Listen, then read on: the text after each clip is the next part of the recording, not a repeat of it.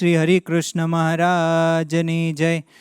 વાલા ભક્તો, શ્રી સ્વામિનારાયણ મંદિર કુંડળધામ આયોજન હેઠળ પૂજ્ય ગુરુજીની પ્રેરણાથી ડૉક્ટર નામદેવજી વૈદ્ય આજે આપણને સદાય નિરોગીતા આપતી આદતો આ વિષય ઉપર વ્યાખ્યાન આપવાના છે. તો તેમને વિનંતી કરીશ, નામદેવજી આવો, સ્ટેજ ઉપર આપનું સ્થાન ગ્રહણ કરશો. વાલા ભક્તો, તેઓ આપણને નિરોગીતા વિશે પોતાનું વક્તવ્ય આપે એ પહેલાં તેમના વિશે બે શબ્દો કહીશ. ભરૂચમાં અમર શહીદ રાજીવ દીક્ષિત પ્રેરિત સ્વાનંદ નામની એક સંસ્થા છે. આ સંસ્થા છેલ્લા 7 વર્ષથી આરોગ્ય ક્ષેત્રે ખૂબ સુંદર કાર્યો કરી રહી છે. આ સંસ્થા પાસે 25 જેટલા સારા ચિકિત્સકોની સારી એવી ટીમ પણ છે, જે ઠેર ઠેર નિઃશુલ્ક રીતે ચિકિત્સા શિબિરનું આયોજન કરે છે.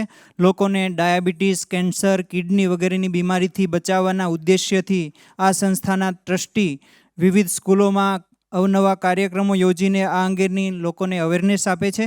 અને આ જ ઉદ્દેશ્યથી આ સંસ્થાના સંચાલક એવા અહીંયા કુંડળધામમાં પધારેલા ડૉક્ટર નામદેવજી, તેઓ પણ આવનારી બીમારીથી આપણને કેવી રીતે આપણે બચી શકીએ એ અંગે માહિતી આપવાના છે. તો નામદેવજીએ પોતાનો અભ્યાસ સેવાગ્રામ વર્ધા મહારાષ્ટ્રમાં પૂરો કર્યો છે. હાલ તેઓ અંકલેશ્વર તથા ભરૂચમાં સંસ્થાની ઓપીડી પણ ચલાવે છે. દર શનિવારે માનસિક અસ્વસ્થ લોકોની સેવા માટે તેઓ ભરૂચ સિવિલ હોસ્પિટલમાં જાય છે. સંસ્થા દ્વારા નિરોગી બાળપણ અભિયાન અંતર્ગત ગુજરાતની ઘણી બધી સ્કૂલમાં તેઓ વ્યાખ્યાનનું પણ આયોજન કરે છે. તો અત્યારે કુંડળધામમાં તેઓ સંતો અને ભક્તોને આ સ્વાસ્થ્યને લગતું સેશનનો લાભ આપવા માટે આવ્યા છે. તો હવે આપણે પ્રાર્થના કરીએ નામદેવજીને કે આપના સેશનનો પ્રારંભ કરશો. તો વૈદ્યરાજ નામદેવજી, ભરૂચ. સર્વત્ર સુખીને સંતુ, સર્વ સંતુ નિરામયા, સર્વે ભદ્રાણિ પશ્યંતુ મા કશ્ચિત દુઃખમાપ્યા. પ્રથમ તો અત્રે ઉપસ્થિત સૌ પૂજ્ય સંતોના ચરણોમાં મારા વંદન, વડીલોને નમન અને યુવાનોને મારા પ્રણામ. મારું એટલું ગજું તો નથી કે હું તમારી સામે ઉપસ્થિત રહું અને આ સ્થાન ઉપર એટલી આ કક્ષાએ બેસીને તમારી સાથે આ વાર્તાલાપ કરું, એટલે મારું આ દૃષ્ટતાનું મને ક્ષમા કરશો. પરંતુ ગુરુજીએ આદેશ કર્યો છે કે એક સારા વિષય ઉપર આપણે સંવાદ કરીએ, જેથી કરીને આ સંવાદના ફળ સ્વરૂપે સમાજ નિરોગી અને સ્વસ્થ રહી શકે. કારણ કે વર્તમાન સમયમાં અત્યારે જે કંઈ આપણે બીમારીનું તાંડવ જોઈએ છે, એમાંથી આપણે સમાજને કેવી રીતે દિશા સૂચન કરી શકીએ, માર્ગદર્શન આપી શકીએ, એની નાની નાની માહિતી જે આપણા શાસ્ત્રોમાં વર્ણિત છે, કાળાંતરે જે આપણે ભૂલી ગયા એને ફરીથી આપણે કેવી રીતે યાદ રાખી શકીએ, એ તકનો જે મને અહીંયા એક અવસર મળ્યો છે, એ માટે હું ગુરુજીને કોટી કોટી વંદન કરું છું. અને આજે તો મારા માટે સૌભાગ્યનો દિવસ છે. પ્રાંગણમાં ફરતા હતા, થોડો પવન આવ્યો અને રજ ઉડી, એટલે મીરાબાઈનું પેલું પદ યાદ આવ્યું. મીરા કહે પ્રભુ સંત ચરણ રજ હરી, ઉડીને લાગી મારે અંગ, મને ભાગે રે મળ્યો સાધુ રે પુરુષનો સંગ. અને આજે ખૂબ આનંદનો અવસર છે કે ગુરુજીનો 65મો જન્મદિવસ છે, અને એ દિવસે સારા સંયોગો મળ્યા અને મને અહીંયા આવવાનો અવસર મળ્યો. અમર શહીદ રાજીવ દીક્ષિતજીનું નામ આપ સૌએ સાંભળ્યું હશે. સ્વદેશી ચળવળ અને આરોગ્ય ક્ષેત્રે ઘણી બધી પ્રવૃત્તિ કરી. મને સૌભાગ્ય મળ્યું એની સંસ્થામાં લાંબા સમય સુધી સેવા આપવાનો, કાર્ય કરવાનો. અને એને વિચારોના આધારે નર્મદા તટના પાસે નાનું અમથું એક મુલદ ગામ છે, ત્યાં અમારો એક નાનો અમથા આશ્રમનું અત્યારે નિર્માણ કાર્ય ચાલુ છે. અને એ ઉદ્દેશથી ઘણી બધી આરોગ્યની પ્રવૃત્તિ કરીએ છીએ. ભરૂચ અને અંકલેશ્વર, સુરત અને વડોદરામાં લગભગ અમે 5000થી પણ વધારે નાના બાળકો, આપણા શાસ્ત્રોમાં કીધું ને કે બાળક એ તો ઈશ્વરનું સાકાર સ્વરૂપ છે, તો એ કેવી રીતે નિરોગીને સ્વસ્થ રહી શકે? કારણ કે આયુર્વેદ એવું કહે છે કે 45 વર્ષથી નીચે ક્યારેય કોઈને હૃદય રોગનો હુમલો આવે નહીં. અને આપણી આંખોનું દુર્ભાગ્ય છે કે અત્યારે આપણે આ બધા દિવસો જોવા પડે છે કે 12 વર્ષના નાના નાના બાળકોને પણ હૃદય રોગનો હુમલો આવે છે. તો એવું શું આપણે ભૂલ કરી કે જેના કારણે જીવનનું સર્વોચ્ચ ધન જે કહેવાય છે, આરોગ્ય ધન જે છે, એ ધીરે ધીરે ધીરે આપણાથી દૂર જતું જાય છે. અને આરોગ્ય ક્ષેત્રે સંશોધન કરવાના મહાન તજજ્ઞો એવું કહે છે કે જો આને પરિસ્થિતિ જો ચાલુ રહેશે તો 2025 ચાલુ છે, 2030-31 આવશે તો ભારતથી 50% યુવાધન, અંગ્રેજી શબ્દ છે અનક્યોરેબલ ડિઝીઝ, એવી બીમારીના ચપેટમાં આવી ગયો હશે કે જેનો કોઈ ઈલાજ નહીં હોય. અને બહુ મોટો આ દવાઓનો જે વ્યાપાર જે છે એમાં ઘણા પરિવારો એટલા માટે બરબાદ થઈ ગયા છે કે એક વ્યક્તિને બીમારી આવે અને આખું ઘર એની પાછળ દોડે ને આર્થિક રીતે પાયમાલ થાય. અને આ એક એવો દેશ છે કે હોઈ શકે કે માતા પિતા કરકસર કરે, હોઈ શકે કે માતા પિતા બાળકોને સારી વસ્તુ ન લઈ આપે, હોઈ શકે કે બાળકોની ખોટી જીદ માતા પિતા ન પણ પૂરી કરે. ને આ દેશ એક એવો છે કે એનું બાળક બીમાર પડે તો માતા ઘરેણા વેચતા પણ અચકાતી નથી, બાપ લોન લઈને પણ ઘર વેચીને પણ એ બાળકનો ઈલાજ કરે છે. એ લોકોને ખબર છે કે આ દેશમાં બધું સંભવ છે. એટલે આ દેશમાં આટલી મોટી જનસંખ્યા જો બીમારીના ચપેટમાં આવે તો ઘણા લોકોના સ્વાર્થ પૂરા થાય એવું દેખાય છે. અને એનું એક જ વિકલ્પ છે, અને એ વિકલ્પ એટલે સ્વાસ્થ્યસ્થ સ્વાસ્થ્ય રક્ષણમ. અંગ્રેજીમાં એક કહાવત છે, prevention is better than cure. આપણા વડવાઓ કહી ગયા કે પાણી પહેલાં આપણે પાળ બાંધી લેવી જોઈએ. સામાન્ય રીતે આપણે બીમાર પડીએ ત્યારે ડૉક્ટર પાસે જ જઈએ છીએ ને, એમને તો આપણે મળવા જતા નથી. આવો ડૉક્ટર, કેમ છો ડૉક્ટર સાહેબ, અમે મળવા આવ્યા છીએ, શું છે તમારી ફીસ? આપણે બીમાર થઈએ ત્યારે જ જઈએ છીએ. પરંતુ આયુર્વેદ એવું કહે છે કે બીમાર પડો ને પછી જાઓ, કશો વાંધો નહીં. પરંતુ કંઈક એવી જીવનશૈલી હોઈ શકે કે વ્યક્તિ બીમાર જ ન પડે. એટલે આયુર્વેદના તજજ્ઞો, ચરક ઋષિ થઈ ગયા, નિઘંટુ, પારાશર, સુશ્રુત, વાઘભટ, આખી શ્રેણીમાં જે અલગ અલગ ગ્રંથો રચાયા, તમામ મહાપુરુષો એક મત ઉપર સહેમત છે કે આયુર્વેદ પાસે એક વિકલ્પ છે કે જે આવનારી પેઢીને નિરોગી અને સ્વસ્થ રાખી શકે. અને આયુર્વેદ પાસે એવી તાકાત છે કે નાની નાની બીમારીઓમાં વ્યક્તિ કેવી રીતે પોતાનો જાતે ઈલાજ કરી શકે, નિર્દોષ મેડિસિન એવી લઈ શકે. ભારતમાં હજારો પ્રકારોની એવી દવાઓ વેચાય છે જે દુનિયાના ઘણા બધા દેશોમાં પ્રતિબંધિત છે. અને અહીંયા કરિયાણાની દુકાને પણ આ બધી દવાઓ વેચાય છે. આપણું બહુ મોટું દુર્ભાગ્ય છે. તો એક વ્યક્તિ તરીકે, એક જાગૃત નાગરિક તરીકે, અને મને ચિકિત્સાની થોડી માહિતી છે, માહિતીના ફલ સ્વરૂપે હું શું એવું કરી શકું કે આ પેઢીને નિરોગી રાખી શકું, એ ઉદ્દેશથી સ્વાનંદ સંસ્થાન ભરૂચ અને અંકલેશ્વરમાં કાર્ય કરી રહી છે. આજે આપણે અહીંયા 3 મુદ્દા ઉપર વાર્તાલાપ કરવો છે. પૂજ્ય સંતોના ચરણોમાં આશીર્વાદ માગું છું કે મને હવે આગળ વાર્તાલાપ કરવાની રજા આપશો. રસોડું, આપણું દવાખાનું એટલે રસોડું. આયુર્વેદની અંદર 6 રસોનું વર્ણન છે ને, મધુર, અમ્લ, લવણ, કટુ, તિક્ત, કષાય. એ 6 રસોનું સંયોજન એક ઘરમાં છે. એટલા માટે રસોડું છે, નોટ કિચન. એ રસોડું છે કે બધા જ રસો ત્યાં તમને જોવા મળશે.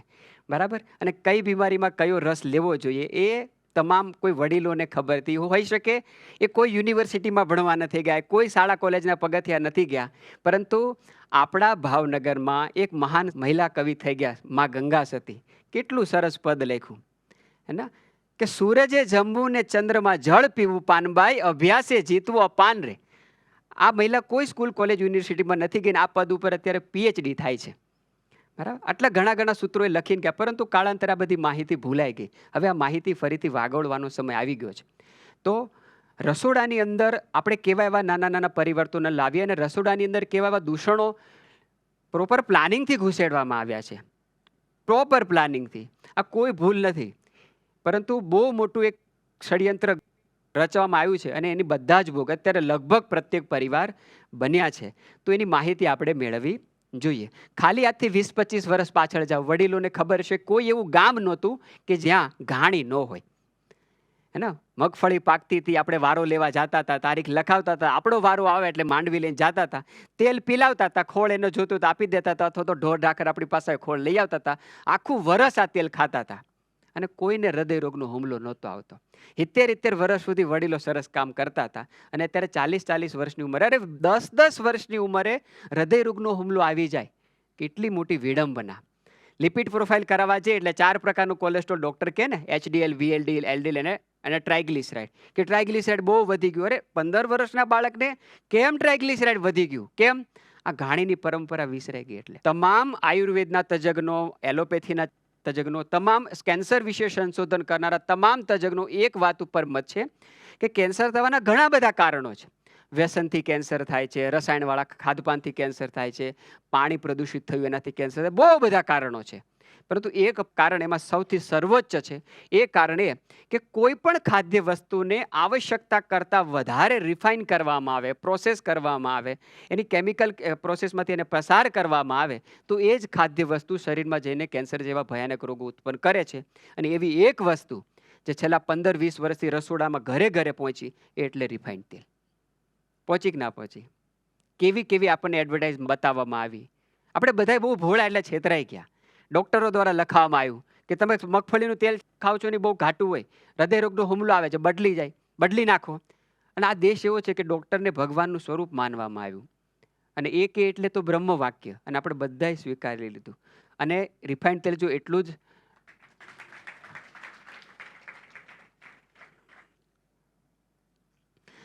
જો એટલું જ શુદ્ધ, પવિત્ર અને નિર્દોષ હોત તો આજે આ પરિસ્થિતિ ન સર્જાણી હોત. બરાબર, ઘરે ઘરે આ બધા તેલ ખાવી ગયા. આપણો આખો દેશ અનેક પ્રકારના ક્લાઇમેક્સ ઝોનની અંદર વેચાવે છે ભૌગોલિક પરિસ્થિતિ પ્રમાણે. આપણો જે ગુજરાત પ્રદેશ છે એ આયુર્વેદની પરિભાષામાં અનુપદેશ કહેવામાં આવે. એટલે આ દેશની અંદર 2 પ્રકારના તેલ ખવાય, મગફળીનું તેલ અને તલનું તેલ. અહીં કપાસિયા તેલ નહોતું, અહીં સોયાબીન તેલ નહોતું, અહીંયા સૂરજમુખીનું તેલ નહોતું, અહીંયા કોઈ તેલ નહોતું. કોઈ બ્રેન્ડની આપણે વાત નથી કરતા, પર્ટિક્યુલર આપણે તેલીબિયા, આ કોઈ બીજા તેલ હતા નહીં. સિંગ તેલ અને તલનું તેલ, બીજા કોઈ તેલ આપણે હતા નહીં. ચોખાનું તેલ, મકાઈનું તેલ ક્યાંથી આવી ગયા, પરંતુ અત્યારે ઘરમાં ખવાય છે. અને એટલી હદે એની કેમિકલ પ્રોસેસ કરવામાં આવે છે, ના પૂછો વાત. આપણે વાત કરીએ ને કેન્સર, હાવ સરળ ભાષામાં સમજીએ કે આ પંચમહાભૂતોના શરીરની અંદર સૂક્ષ્મમાં સૂક્ષ્મ કોઈ અવયવ છે, એ આપણો કોષ. આધુનિક ભાષામાં કહીએ તો સેલ. એ જે સેલ જે બન્યો છે એ લિપિડ એટલે કે તેલ ઘીથી બન્યો છે. એટલે આપણા વડવાઓ કહી ગયા કે તેલ ઘી હારે કોઈ છેડખાની ન કરતા, જે હતું એ જ રહેવા દેજો ને એ જ ચાલવા દેજો. અને એની સાથે આપણે છેડખાની જાણતે અજાણતે કરી, અને એના કારણે પ્રત્યેક પરિવારના ઘરોની અંદર અત્યારે ખૂબ કેન્સર આવ્યા છે. અમે અમદાવાદ ભણતા ત્યારે મુશ્કેલથી 1 કે 2 કેન્સરની હોસ્પિટલો હતી, અને અત્યારે જુઓ મલ્ટી સ્પેશિયાલિસ્ટ કેટલી બધી કેન્સર હોસ્પિટલો ઊભી થઈ રહી છે. તો આ બધી સુવિધાઓ થાય બહુ સારી વાત છે, પરંતુ એ કોઈ પણ પ્રદેશની અંદર હોસ્પિટલો અને પોલીસ સ્ટેશનો વધે ને, આ સારી વાત ન કહેવાય. તો વધી રહી છે. તો એવું આપણે પરિવર્તન લાવીએ તો આપણી જે પ્રાચીન પરંપરાઓ હતી એ જ તેલ ખાવું જોઈએ. કારણ કે જે વસ્તુ 365 દિવસ ખાવાની છે, ઉપવાસ હોય તોય ખાવાની છે, બધી પરિસ્થિતિઓમાં તેલ આપણે ખાઈએ છીએ. અત્યારે વ્રત ચાલી રહ્યા છે પણ તેલ તો આપણે ખાઈએ છીએ, ઓછી માત્રામાં, વધારે માત્રામાં. પરંતુ જે વસ્તુ 365 દિવસ ખાવાની છે, હરરોજ ખાવાની છે, એ જ જો શુદ્ધ નહીં હોય તો આવી બધી બીમારી આવવાની જ. અને આવી, કારણ કે આથી 20-25 વર્ષથી આ ધીરે ધીરે ઘાણીઓ બંધ થઈ. રિફાઇન્ડ તેલના ચક્કરમાં આપણે બધા લોકો પડ્યા, જાણતે અજાણતે. હરરોજ માહિતી આપવામાં આવે. એક અસત્ય જ્યારે 1000 વખત વારે કહેવામાં આવે તો એ અસત્ય સત્ય સ્વરૂપ ધારણ કરી લે. અને કોઈ અસત્ય જોને દાબી દેવામાં આવે તો પછી વિસરાઈ જાય. અને એવું જ થયું. છેલ્લા 3 દશકની અંદર એટલો બધો જાહેરાતનો મારો, એડવર્ટાઇઝમેન્ટનો મારો, વારે રિફાઇન્ડ તેલ, ટીવી જુઓ, છાપું જુઓ, ડૉક્ટરના દવાખાના પાસે જાઓ, તેલ બદલો, બદલીને શું કર્યું આપણે? તો ભયાનક બીમારી આવી. તો ફરીથી પરિવારોને વિનંતી કે આપણે એક એવી પરંપરા ઊભી કરીએ જે આપણને સદા નિરોગી અને સ્વસ્થ રાખવા માટે આપણા ઋષિમુનિઓ ઘડીને ગયા. એ પરંપરા એટલે આપણું તેલ, જે ઘાણીનું તેલ હતું. આપણા શરીરનું તાપમાન 37 ડિગ્રી ટેમ્પરેચર રહે. શિયાળો હોય તો આપણે સ્વેટર પહેરીએ, ઉનાળો હોય તો પતલા સૂતરા કપડાં પહેરીએ, કારણ કે એ 37 ડિગ્રી આપણે જાળવી રાખવું છે. આપણે હિમાલય ફરવા જઈએ તો જાડા કપડાં પહેરીએ, કારણ કે ત્યાં બહુ ઠંડુ તાપમાન છે. આ અંદરનું તાપમાન 37 ડિગ્રીથી વધતું નથી, ઘટતું નથી. અને કેવી ટેકનોલોજી આપણા ઋષિમુનિ આપીને ગયા. એ વિમાન બનાવી શકતા હતા, પણ ઘાણી તો હાવ સીધી સાદી સિમ્પલ બનાવી. વિમાનના શાસ્ત્ર આખું આપણા શાસ્ત્રમાં રચા. તેલ જ્યારે નીકળો અને આંગળીથી અડાડો ને, અને એનું તાપમાન તમે માપો તો 37 થી 40 હોય. શરીરના તાપમાનને જે અનુરૂપ આવે તે. અને રિફાઇન તેલ આપણે જે ખાઈએ છીએ 340 ફેરનહીટ ડિગ્રી ઉપર ગરમ કરવામાં આવે. શા માટે ગરમ કરે? કારણ કે આપણે જે બ્લડ પ્રેશરની દવા ખાઈએ છીએ, આપણે જે સાંધાના દુખાવાની દવા ખાઈએ છીએ, આપણે જે વિવિધ પ્રકારની દવાઓ ખાઈએ છીએ, એ દવાઓ તેલમાંથી નીકળે છે. એ કામની દવાઓ બધી જ કાઢી લીધી, ને પછી જે કચરા જેવું તેલ હતું એને રિફાઇન કરીને, ડીગમિંગ કરીને, ગેસોલિન, હેક્ઝેન જેવા કેમિકલો બધા નાખીને, પ્રિઝર્વેટિવ નાખીને, બ્લીચિંગ કરીને આ કચરા જેવું તેલ આપણને એડવર્ટાઇઝમેન્ટના માધ્યમથી આપણા ઘર સુધી પહોંચ્યું. ડૉક્ટરે કીધું એટલે પહોંચ્યું, અને ધીરે ધીરે કેટલી બધી બીમારી ચપેટમાં આવ્યા. તો તેલ ખાસ બદલવાની જરૂર છે. કેન્સર ઉપર એક સૌથી વધારે જે સારી રિસર્ચ બુક નવી આવી છે, એમાં સ્પષ્ટ કહ્યું છે કે ભારતની અંદર જે કેન્સર ખૂબ વકર્યું છે. ગુજરાત આપણું રાજ્ય 2023 પછી, કારણ કે પહેલાં પંજાબ હતું, પરંતુ 2023 પછીથી 24 અને 25 બંને વર્ષોમાં આપણું ગુજરાત રાજ્ય કેન્સરમાં પ્રથમ સ્થાને આવી ગયું છે. ઘણા બધા કારણો છે, પણ મુખ્ય કારણ આ છે કે આપણે આપણું તેલ બદલી નાખ્યું.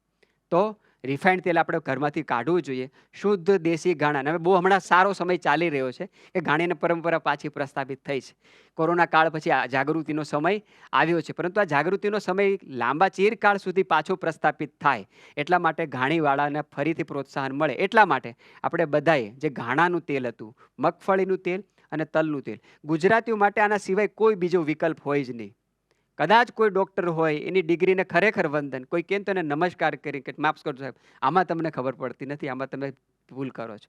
આપણી જે પરંપરા હતી, આપણી જે ભૌગોલિક પરિસ્થિતિ હતી, દક્ષિણ ભારતનો કોઈ વ્યક્તિ હશે તો નાળિયેરનું તેલ જ ખાય, ઉત્તર પ્રદેશ બિહારનો કોઈ વ્યક્તિ હોય તો એ સરસોનું તેલ ખાય. આપણે ગુજરાતમાં રહેતા હોય તો આપણા માટે, આપણા શરીરને માફક આવ્યા છે મગફળીનું તેલ અને તલનું તેલ.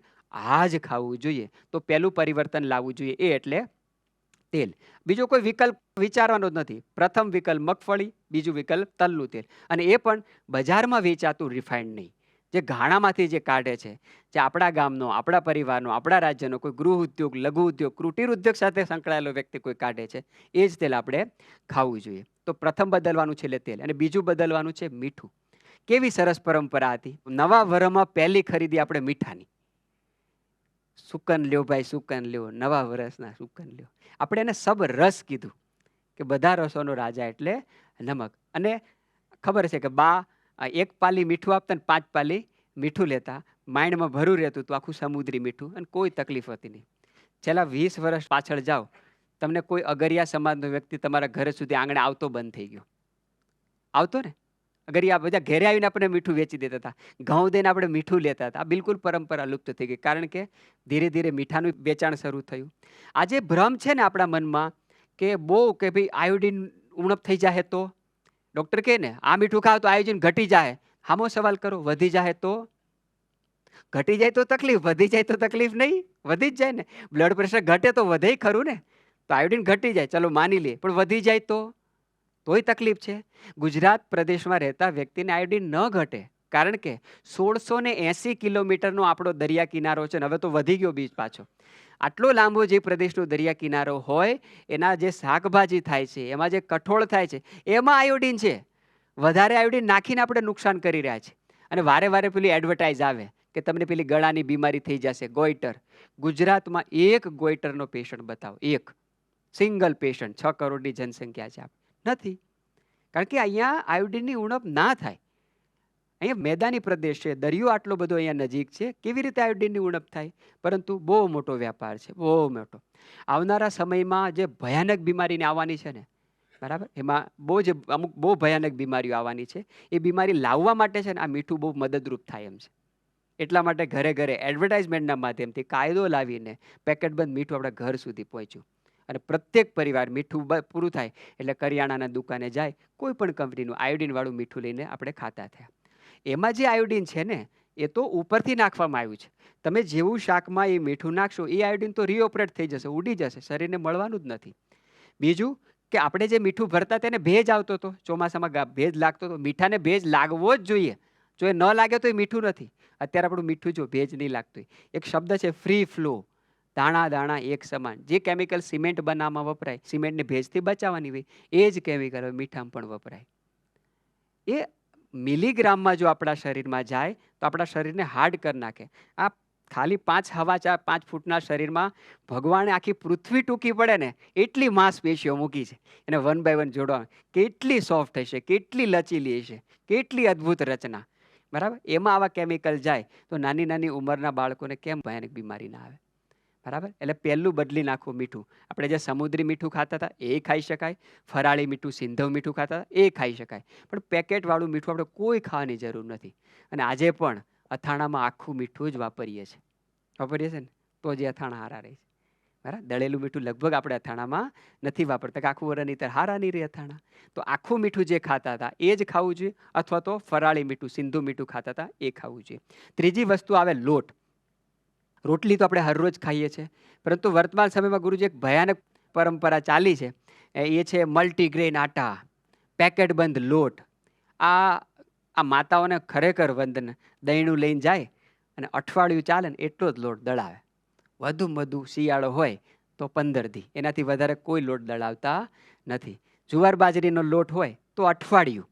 પરંતુ બજારમાં આજકાલ જે ખૂબ પેકેટ બંધ લોટનું ચલણ ચાલ્યું છે, મહિનાઓ સુધી દળવાની પરંપરા ચાલી છે.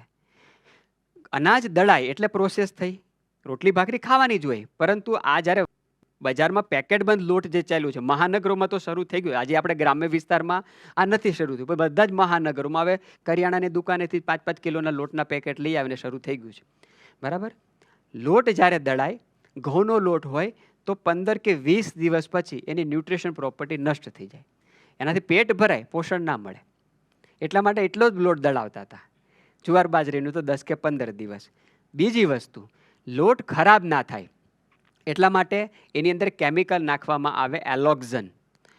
ગુજરાત રાજ્યની અંદર ડાયાબિટીસના પેશન્ટો ખૂબ વધ્યા, અને ખાસ કરીને નાની ઉંમરના બાળકોને.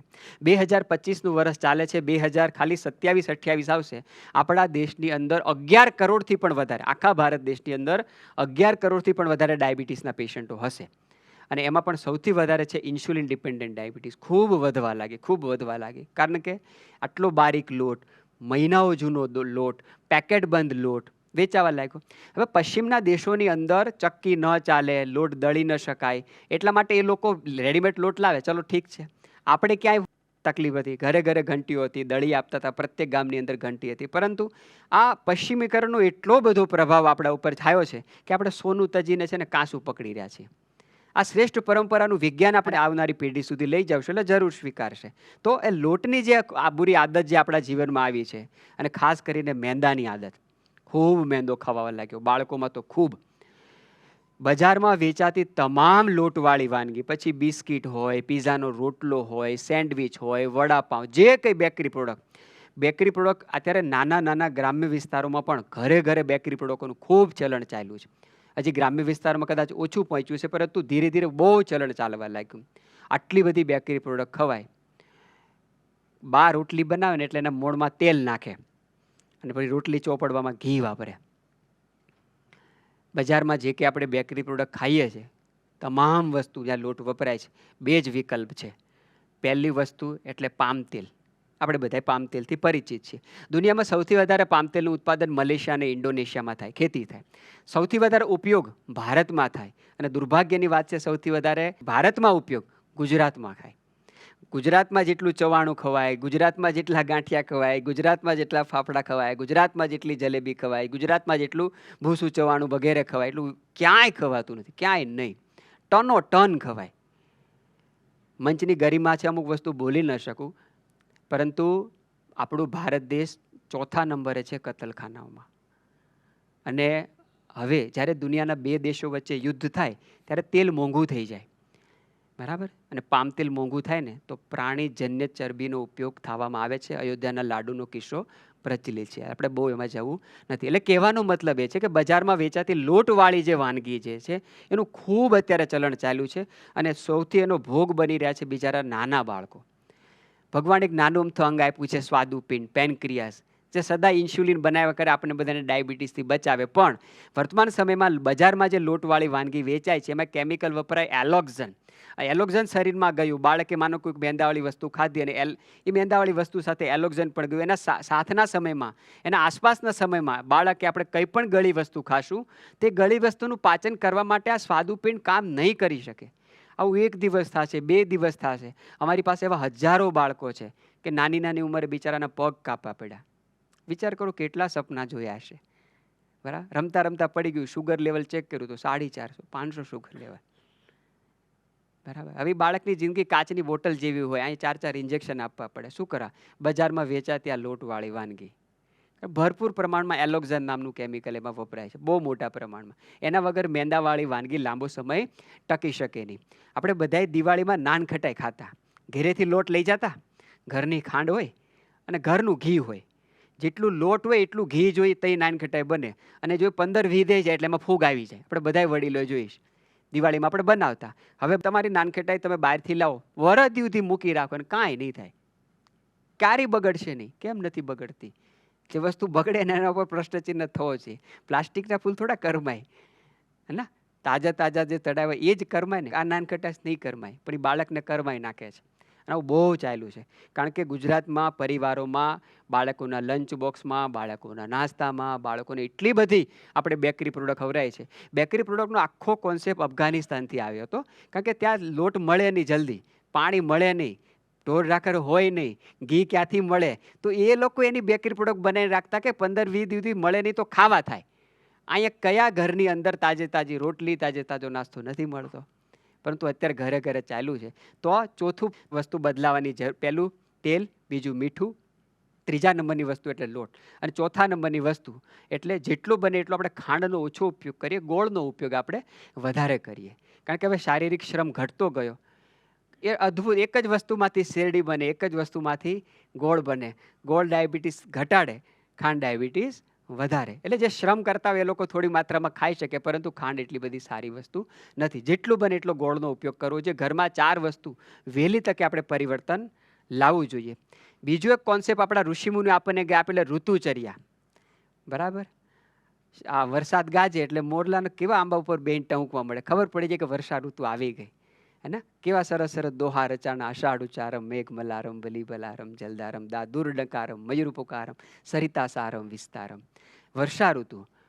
આપણા ઋષિ મુનિઓએ આખા વર્ષને 6 ઋતુમાં વેચી. આપણે ઋતુઓ ભૂલી ગયા. શિયાળો, ઉનાળો, ચોમાસું એ સિઝન છે, ઋતુ નથી. કેવા કેટલી સરસ ઋતુઓના નામ. આપણે દીકરા દીકરીના નામ રાખી શકીએ.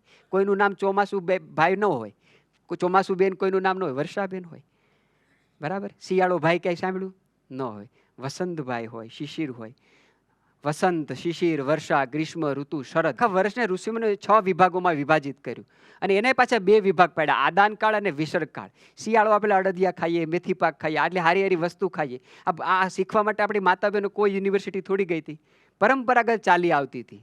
વર્તમાન સમયમાં શરૂ થઈ છે વર્ષા ઋતુ. રોગોની માં એટલે વર્ષા ઋતુ. વર્તમાન સમયની અંદર કોઈ પણ પરિવાર બીમાર પડેલે, નાનામાં નાની શરદીથી હાલો ડૉક્ટર પાસે, તાવ આવ્યો હાલો ડૉક્ટર પાસે, ડોલો લઈ લો, બુફેન લઈ લો, પેરાસિટામોલ લઈ લો. શું કરવા? આ એક જ એવું શાસ્ત્ર ચરક ઋષિએ સૌથી વધારે શબ્દો જો કોઈ રોગ પાછળ લખ્યા તો તાવ પાછળ છે. કેન્સર તો મહાભયાનક રોગ છે. ચરક ઋષિએ થોડા ગમતા જ પાના લખ્યા.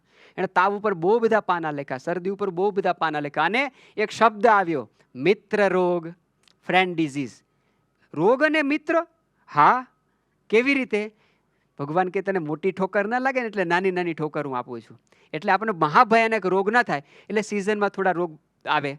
જે બાળકને વર્ષમાં 2-4 વખત તાવ ના આવે તો ચિંતા કરવી જોઈએ. પણ તુરત અત્યારે શું થાય? તરત આ દવા લઈ લો, તરત પેલી દવા લઈ લો. નહીં લેવી જોઈએ. આપણે ઋતુચર્યા ભૂલી ગયા.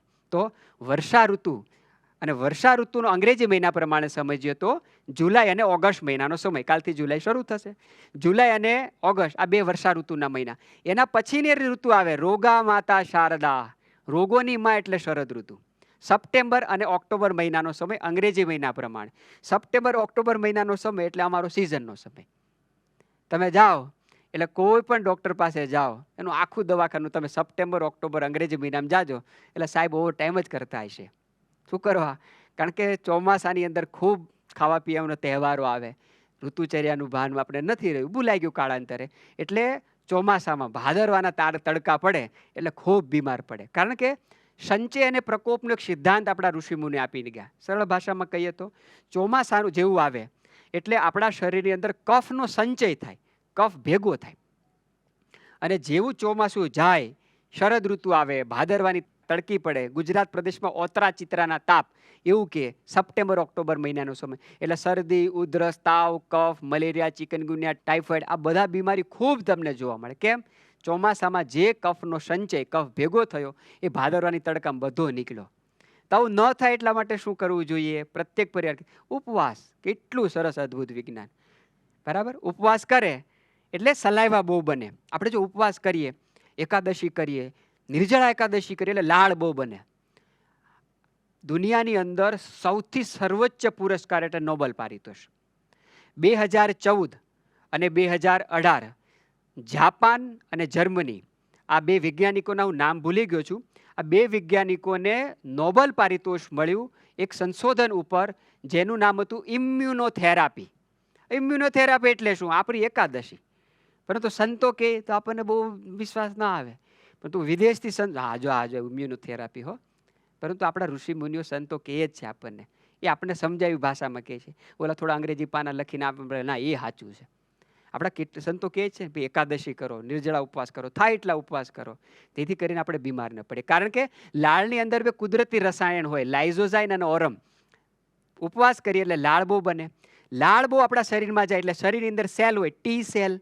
એ ટી સેલ શું કરે? કેન્સરને પણ મારવાની શક્તિ છે આ એકાદશીના ઉપવાસની અંદર, આ ચંદ્રાયણ વ્રતની અંદર, આ ચાતુર્માસની અંદર, આ શ્રાવણ મહિનાના સોમવારની અંદર. આટલી અદ્ભુત શક્તિ હતી અને રહેતા હતા, કોઈ તકલીફ નહોતી, બધા નિરોગી અને સ્વસ્થ હતા. કારણ કે ટી સેલ ત્યારે જ ડેવલપ થાય જ્યારે એને સલાઈવાની અંદર રહેલા લાઇઝોઝાઇનનો ઓરમ મળે, અને એ ત્યારે મળી શકે જ્યારે આપણે ઉપવાસ કરીએ.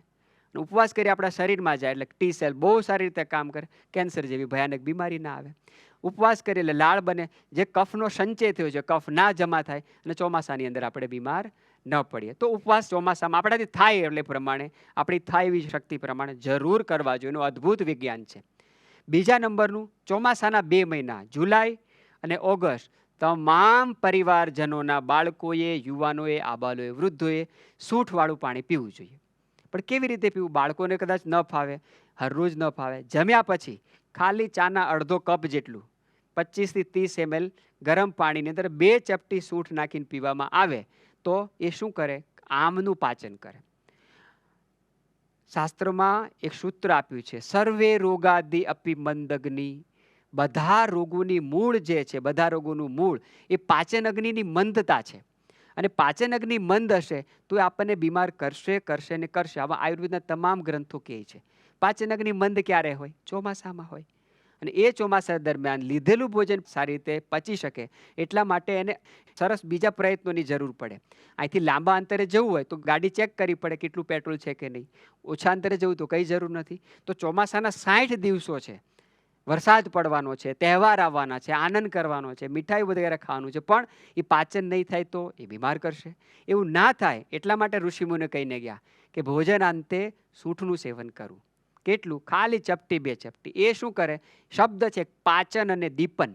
લીધેલું ભોજન પચાવશે અને ફરી તમે ભોજન ગ્રહણ કરશો એવી ભૂખ તમારી અંદર જઠરાગ્નિ પ્રજ્વલિત કરશે અને સારી રીતે ભૂખ લાગે, સ્વસ્થ વ્યક્તિની નિશાની છે. એટલા માટે ઋષિમુનિ કીધું કે ભાઈ ચોમાસામાં ઉપવાસ કરા. બીજી વસ્તુ, જે કંઈ ભોજન ગ્રહણ કરો બધા પરિવારજનોએ ચપટી 2 ચપટી સૂંઠ થોડા ગરમ પાણીમાં નાખી લેવી, જેથી કરીને પાચન થશે. બાળક હોય તો એને 3 થી 4 ચપટી આપવી. વડીલ હોય, જે લોકો 50 વર્ષ 60 વર્ષ પહોંચી ગયા છે, એને અડધી ચમચી, 1 ચમચીના ચોથા ભાગની લેવી. યુવાનો હોય એમાં, કારણ કે યુવાનોમાં તજા ગરમી થોડી વધારે હોય, તેણે 2 ચપટી, એ 2 પિંચ 2 ચપટી જ લેવી, પણ ફરજિયાત લેવી. બરાબર? એક આપણો ભ્રમ છે કે સૂંઠ ગરમ છે, જરાય સૂંઠ ગરમ નથી. એનો વિપાક મધુર છે. એટલા માટે જે કંઈ શિયાળામાં પાક બનતા હતા બધામાં સૂંઠ ઉકરા હતી, નહીંતર અડદિયા પચે જ નહીં. એટલા માટે એમાં ફરજિયાત આપણા વડીલોએ, આપણી વૃદ્ધ માતાઓ બહેનોએ એની અંદર સૂંઠનું સેવન કર્યું. તો ચોમાસામાં ઉપવાસ, બીજા નંબરનો નિયમ, ભોજન બાદ સૂંઠ બને ત્યાં સુધી જરૂર લેવી જ. પાણી ખાસ ઉકાળેલું પીવું જોઈએ. એ આપણે બધાએ જાણીએ છીએ, કારણ કે જળ તત્વ ખૂબ ખરાબ થયું હોય એટલા માટે પાણીજન્ય બીમારી થવાની સંભાવના હોય, એટલે પાણી ઉકાળેલું પીવું જોઈએ. સૌથી મહત્વની સાવધાની, તમામ માતાઓ બહેનોને હાથ જોડીને વિનંતી, તમે જ્યારે રોટલી બનાવો છો, ભાખરી બનાવો છો, ચોમાસાના 2 મહિના એમાં જે મોણ નાખો છો એમાં દિવેલ નાખો, 50% દિવેલ નાખો. માનો કે તમે ઘરના જેટલા સભ્યો છો, તમે 2 ચમચી 3 ચમચી જેટલું દિવેલ નાખો છો, જેટલું તેલ નાખો છો, 2 ચમચી તેલ નાખતા હોય તેમાં 1 જ ચમચી તેલ નાખો અને 1 ચમચી તેલની પૂર્તિ દિવેલથી કરો. આનાથી 2 ફાયદા થાય. દિવેલ ખાવું કોઈને ગમે નહીં, બરાબર, પણ જ્યારે રોટલી સાથે મિક્સ થશે, ભાખરી સાથે મોણના રૂપમાં મિક્સ થશે કે એનો કોઈ સ્વાદ નહીં અનુભવાય. આખા ભારતમાં સૌથી વધારે સાંધાના દુખાવાના પેશન્ટો ગુજરાતમાં સૌથી વધારે આપણા કાઠિયાવાડ ને કચ્છમાં. કારણ કે સવારની ચા ભાખરી અને રાત્રે હમાય માત્રમ છાશ. તાજી છાશ હોય તો જરૂર પીવી જોઈએ, પણ હવે શહેરમાં તો ક્યાં તાજી છાશ મળવા લાગી. તો વાયુ જે છે, આપણે કહીએ ને વાત, પિત્ત અને કફ, વાયુ બળવાન છે, કફ છે લંગડો છે, પિત્ત છે લંગુ છે, લંગડો છે વાયુ વગર, એવું સૂત્રો આપણા શાસ્ત્રોકારે લખીને ગયા. વાયુ બળવાન હોવો જોઈએ. ચોમાસામાં શું વિકૃત થાય? તો વાયુ વિકૃત થાય. સૌથી વધારે સાંધાના દુખાવાની સમસ્યા ચોમાસામાં થાય, કારણ ચોમાસામાં વાતાવરણ ભેજવાળું હોય, ઠંડુ વાતાવરણ હોય, સૂરજ દાદાના દર્શન ન થતા હોય, પાચન અગ્નિની મંદતા હોય, આ બધું જ્યારે ભેગું થાય ત્યારે વાયુ ખૂબ વિકૃત થાય અને એના કારણે ઘણી બધી સમસ્યાઓ થાય. આવું ના થાય એટલે શ્રેષ્ઠ દુનિયાની સારામાં સારી વાયુનાશક કોઈ વસ્તુ હતી ને એ એટલે દિવેલ, એવડિયું. બરાબર? પરંતુ કોઈક મોઢું ચડાવીને બેઠું આપણે નથી કહેતા દિવેલ પીને બેઠો છો, બરાબર, કારણ કે દિવેલને આપણે એટલું બિચારાને બદનામ કરી નાખ્યું છે, પણ એ એટલું શ્રેષ્ઠ વસ્તુ હતી. એટલે તો પેલું ઘઉંમાં કેમ મોણ આપવાનું દિવેલનું, બોરિક એસિડનો પાવડર ના નાખી દે. અત્યારે વર્તમાન સમયમાં ક્યાં કોઈ દિવેલ આપે છે? હજી આપણે કાઠિયાવાડમાં પરંપરા જાળવી રાખી છે. શહેરોમાં તો પેલો બોરિક એસિડનો પાવડર, ચોખામાં તો બોરિક એસિડનો પાવડર, મગ કે તુવેરમાં દાળમાં બોરિક એસિડનો પાવડર લગાવીને મૂકી દેવાની. દિવેલની પરંપરા જાતી ગઈ. શું કરવા? દિવેલ ખાલી પ્રિઝર્વેટિવનું કામ નહોતું કરતું. આપણે જે કંઈ તેલ ખાઈએ છીએ ને, પહેલા નંબરનું કોઈ વાયુને શમન કરનારું કોઈ તેલ હતું ને, એટલે દિવેલ. ને વાયુ સૌથી વધારે વિકૃત વર્ષાકાળમાં થાય, એટલે કે જુલાઈ અને ઓગસ્ટ મહિનામાં થાય. એ સમયમાં આપણા શરીરમાં દિવેલ જાય એવો પૂરો પ્રયત્ન કરવો જોઈએ. પરંતુ એ તો માતા બહેનો જ કરી શકશે. રોટલી ભાખરી એમને બનાવવાની છે. તો તમામ માતાઓ બહેનો વિનંતી કે જે અત્યારે બધા સાંભળી રહ્યા છે, તમે જુલાઈ અને ઓગસ્ટ મહિનો, જુલાઈ કાલથી જ શરૂ થાય છે, રોટલી બનાવો, ભાખરી બનાવો, 50% દિવેલ નાખો. 2 ફાયદા થશે. દિવેલ શરીરમાં જશે, બીજી વસ્તુ ભાખરી કૂણી થશે અને કોઈને સ્વાદમાં કંઈ ખબર નહીં પડે. બરાબર? એટલે આટલું વસ્તુ ચોમાસામાં ખાસ આપણે કરવી જોઈએ. પાણી ઉકાળેલું પીવું જોઈએ. ચોમાસામાં સ્વાદ જરૂર માણવો જોઈએ. ભજીયા ખાવા જ જોઈએ. એક વખત મેં કીધું કે ચોમાસામાં, એટલે મારી ઉપર બધા વિરોધ કર્યો, આયુર્વેદમાં ક્યાં લખ્યું છે ભજીયા ખાવાનું? આયુર્વેદમાં ન લખ્યું, પણ થોડું પ્રેક્ટિકલ બનવું પડે. આયુર્વેદમાં કોટનના વસ્ત્રો પહેરવાનું લખ્યું હોય. પહેલાં જબ્બો પહેરતા હતા, હવે શર્ટ પહેરીએ. પણ તો કોટન હોવું જોઈએ. એમાં આયુર્વેદમાં ભજીયા ખાવાનું ન લખ્યું. આયુર્વેદમાં શુદ્ધ તેલની વાનગી ખાવાનું લખ્યું હોય. અને કેટલું અદ્ભુત વિજ્ઞાન છે. બધા તહેવારો આવે, શીતળા સાતમ આવે, રક્ષાબંધન આવે, આઠમ આવે, કેટલી તેલવાળી વાનગી નથી ખાતા આપણે? બરાબર? એ ખાલી સ્વાદની પૂર્તિ માટે થોડું હતું. ભગવાનને આટલા બધા આપણે ભોગ ધરાવીએ, 56 ભોગની આપણી કલ્પના. આની પાછળ અદ્ભુત વિજ્ઞાન હતું. બધામાં તેલ ઘી હતું કે નહીં? શુદ્ધ તેલ ઘી હતું. તો મિલાવટ હવે આવ્યું, કારણ કે એ બાને આપણે ખાઈશું. ભગવાન તો ભાવના રૂપમાં આપણે ધરીએ જ, પછી આપણે પ્રસાદ રૂપે આરોગીએ છીએ. એ ચોખ્ખું ઘી તેલ આપણા શરીરમાં જાય તો 80 પ્રકારની બીમારીથી મનુષ્ય જાતિ બચી શકે. પરંતુ આ બધી વસ્તુને પરંપરાઓ સાથે, ઉત્સાહો સાથે, આધ્યાત્મિક સાથે જોડવામાં આવે. એટલે આપણું ડીએનએ ધર્મ પ્રધાન છે ને, આપણે અધ્યાત્મને ખૂબ જલ્દી માની લઈએ. એટલા માટે આ ઋષિમુનિએ આ બધી વસ્તુને ધર્મ સાથે જોડી, કે આ બધી એ બાને આપણે ખાશું તો લાંબા સમય સુધી નિરોગી રહેશું. તો ચોમાસાના 2 મહિના ઘી કરતાં પણ વધારે મહત્વ તેલનું હોય. તેલવાળી વાનગી ખરેખર ખાવી જોઈએ, ખરેખર. પણ પછી સૌથી મહત્વનો પ્રશ્ન આવે, પાચન ના થાય એટલે સૂંઠનું જોડ્યું. અને ગરમ પાણી સાથે સૂંઠ કેમ? આયુર્વેદનો એક નિયમ છે કે જ્યારે પણ આપણે ઘીવાળી વાનગી ખાઈએ, તેલવાળી વાનગી ખાઈએ અને શરીરના તાપમાન કરતાં થોડું વધારે તાપમાનવાળું જળ આપણે ગ્રહણ કરીએ, થોડી માત્રામાં ગ્રહણ કરીએ, તો એ આપણા ગયેલા ભોજનને પચાવવામાં ખૂબ મદદરૂપ થાય. અને એવા સૂત્રો આપ્યા કે અમીર ગરીબ બધા જ કરી શકે. એટલે કીધું ને, સર્વેત્ર સુખીને સંતુ, સર્વે સંતુ નિરામય. અહીં બધાને નિરોગી રહેવાનો અધિકાર છે. એવી નાની નાની ટિપ્સ આપણા ઋષિમુનિ આપી ગયા. અમીર ગરીબ બધા જ કરી શકે. તો જમ્યા પછી તેલ ઘીવાળી વાનગી ખાજો, ઉપવાસ કરજો, સૂંઠવાળું પાણી આપણે જરૂર પીશું બધાય. અને એનું પાચન સારી રીતે થાય એટલે ઘઉંની રોટલી ભાખરીમાં મોણ ખાસ નાખીશું. જમ્યા પછી સૂંઠવાળું ગરમ પાણી પીશું. 5મા નંબરનો છેલ્લો વર્ષા ઋતુનો નિયમ કે ચોમાસાના 2 મહિના મરચું જેટલું બને એટલું ઓછું અને કાળા મરી નજમાં જેટલા બને એટલા વધારે. અમારે ગુજરાત, સુરત, ભરૂચની અંદર વાલ બહુ ખવાય, તુવેર ખૂબ ખવાય. એટલે નાની માતાઓ બહેનો વાલના વૈડા બનાવે, વાલને અંકુરિત કરે અને પછી એનો સરસ વઘાર કરે. અને એમાં મરચું નાખે જ નહીં, એમાં અજમો ભરપૂર નાખે, કે નહીંતર વાલ પચે નહીં. ચોમાસાના 2 મહિના આપણા જેટલાય મસાલા છે ને, આ અદ્ભુત ઔષધિ છે. આપણે મસાલાના કારણે ગુલામ થયા. કેટલી આ મસાલાનું વિજ્ઞાન હશે, વિચાર કરો. આપણા કાળા મરી, આપણા તજ, આપણા બાદિયા, આપણા લવિંગ, આપણો અજમો, કેટલું બધું એમાં વિજ્ઞાન હતું. અજમો જે છે, એક ચપટી ખાલી જીભ ઉપર મૂકી જજો, 2 જ વ્યસ્ત રહે. યા તો કે ઉતારી જઈએ યા તો કાઢી નાખીએ, એટલી તીખાશ લાગે. જેટલા પણ તીખા મસાલા છે, મરચાને છોડીને, એ વાયુને શાંત કરે, કફને શાંત કરે. વાયુના 80 પ્રકારના રોગ, કફના 20 પ્રકારના રોગ. આપણા જેટલા મસાલા છે, આ 100 બીમારીનો બચવાનો ઈલાજ છે. પણ આપણે શું કરીએ, ધીરે ધીરે મરચાનું ખૂબ ચલણ આવ્યું. મરચું ખરાબ નથી, પરંતુ કાળા મરી ધીરે ધીરે નીકળતા ગયા, અજમો ધીરે ધીરે નીકળતો ગયો. તો શું કરવું જોઈએ? મરચું જેટલું બને એટલું ઓછું ખાઓ, પૂરો પ્રયત્ન કરો. અને એની તીખાશની પૂર્તિ હેનાથી કરવી? અજમાથી કરવી, કાળા મરીથી કરવી. તો શાસ્ત્રોકારે એક સરસ રેસીપી આપી છે, બધા યાદ રાખશું. 100 ગ્રામ તલ લેવા જોઈએ, એની અંદર 50 ગ્રામ અજમો નાખવો જોઈએ અને 20 ગ્રામ કાળા મરી નાખવા જોઈએ. તમે બ્લેન્ડરમાં નાખીને ક્રશ કરી નાખો. હોટલમાં ખાવા જઈએ, આ વાનગી તે વાનગી, તમે લિસ્ટ જોશો ને તો 25 પ્રકારના પંજાબી શાક હશે. પનીર પનીર પનીર પનીર પનીર, કોકમાં મોટું પનીર, કોકમાં નાનું પનીર, કોકમાં છીણેલું પનીર, નામ અલગ અલગ હશે, પનીર હરખું જ હશે, ગ્રેવી બધામાં હરખી હશે. બાળકને બહુ ભાવે.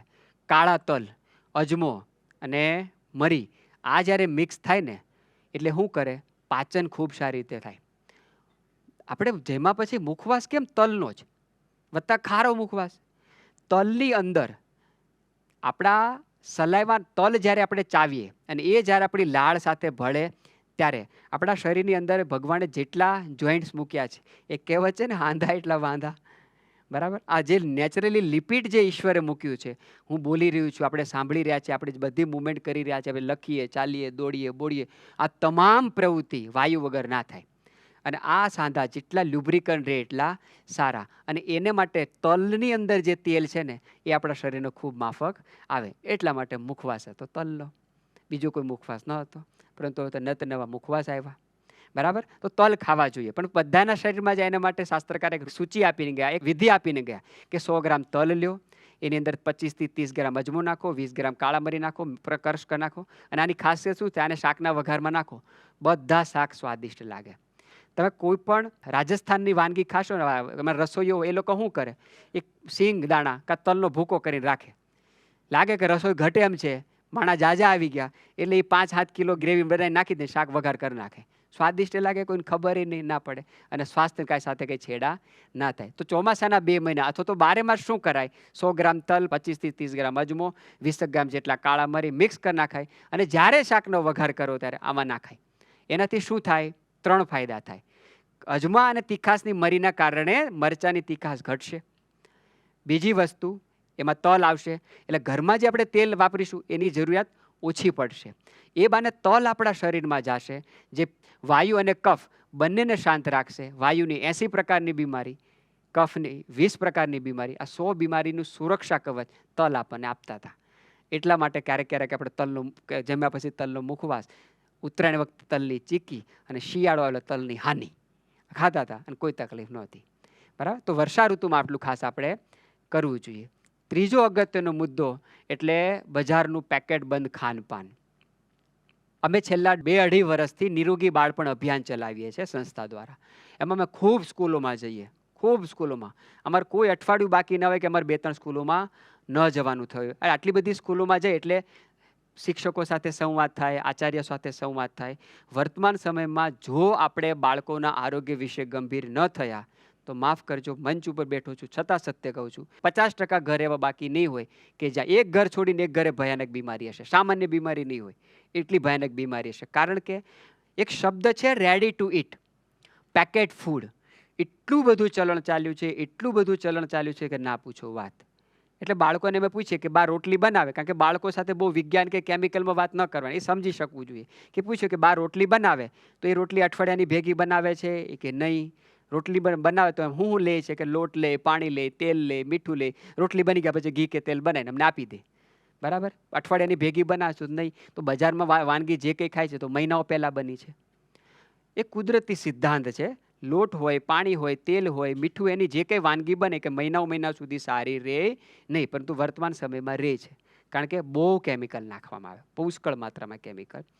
6 પ્રકારના રસ છે, પરંતુ 4 પ્રકારના રસવાળી વાનગી બજારમાં વેચાય છે. ખાટી વાનગી, ખારી વાનગી, તીખી વાનગી, ગળી વાનગી. કડવી વાનગી કંઈ વેચાતી નથી. તુરી કંઈ ફાસ્ટ ફૂડ કોઈ ખાતા નથી. વર્તમાન સમયમાં તમારે પ્રયોગ કરવો હોય તો કરજો. કોઈ પણ બાળકને એને ભાવતી વાનગી ઘરે બનાવજો. બરાબર. ભાવતી વાનગી ઘરે બનાવજો અને પછી બજારમાં વેચાતું ગમે તે પડીકું એને ખવડાવજો. બાળક ખાઈ જશે. ખાઈ જશે એ દૂરની વાત, એ એનું પેકેટ ચાટી જશે. એટલું સ્વાદિષ્ટ લાગે. કારણ કે એક કેમિકલ આ લોકોએ બનાવ્યું છે, MSG. એનું ટૂંકું નામ છે MSG. આખું નામ છે મોનોસોડિયમ ગ્લુટામેટ.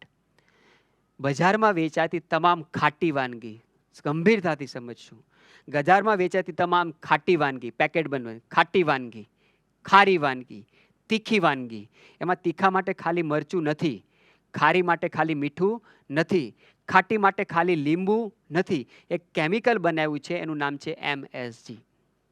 અમારે ત્યાં એક કોલેજ છે, એના ટીચર છે એક, એની 12-13 વર્ષની દીકરીને એના પિતા દર અઠવાડિયે સિવિલ હોસ્પિટલ લઈ જાય. દર અઠવાડિયે એના રિપોર્ટ થાય, એની દવા બદલાય, દર અઠવાડિયે એને લઈ જવાની. દીકરી કે મને કેમ પપ્પા દર અઠવાડિયે તમે દવાખાને લઈ જાઓ? એક વખત બાળકી સૂતી હતી, બારી હતી, અને બારી પાસે ડૉક્ટર અને એના પિતા વાત કરતા હતા કે ક્યાં સુધી મારે આને દવાખાને લઈ જાય. ડૉક્ટરે કીધું કે આનો કોઈ ઈલાજ નથી, તમારે જિંદગીભર એને લાવવી પડશે, રિપોર્ટ કરાવવા પડશે અને એની દવાઓ બદલાવ્યા કરવી પડશે, કારણ કે એને બોન મેરો કેન્સર છે, હાડકાનું કેન્સર છે. આ શબ્દ દીકરીએ સાંભળી લીધા. બીજે દિવસે ઘરે જઈને બાથરૂમમાં એસિડ પીને સુસાઇડ કરી લીધી. અને આવા બનાવો હર રોજ 8 થી 10 નોંધાય છે. હાડકાના કેન્સર આવી રહ્યા છે, કોઈ ઈલાજ નથી. બાળકો કે એના મા બાપને કે અમને દવા આપીને મારી નાખો, સહન નથી થતી. એટલી હદે આ કેમિકલ શરીરમાં જાય.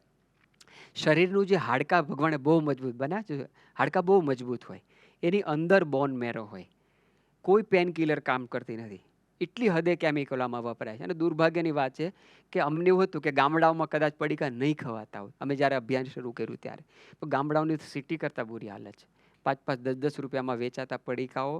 જો આ હદે વિચાર કરો, એ છોકરીના ઈલાજ માટે એની માએ એનું મંગળસૂત્ર વેચી નાખ્યું હતું, એના બાપે ઘર વેચીને લોન લીધું હતું. કારણ કે એક વખતે અઠવાડિયામાં દવાખાને જઈને પર વિઝિટનો એનો ખર્ચો 6,500 થી 7,000 રૂપિયા હતો.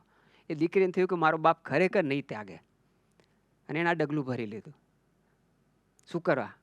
કારણ કે આ ખાનપાન એટલી હદે ગંદુ છે, એટલી હદે ગંદુ છે કે એના થોડી માત્રામાં પણ કેમિકલ જો શરીરની અંદર જાય તો શરીર સહન નથી કરી શકતું, અને એના કારણે આટલી ભયાનક બીમારીઓ આવી રહી છે. તો ખાસ બાળકોને એનાથી આપણે બચાવવા જોઈએ. બીજી વસ્તુ કે આ બધી વસ્તુ તમે ગમે ત્યારે તોડશો, ક્યારે હવાઈ ગયેલી નીકળી.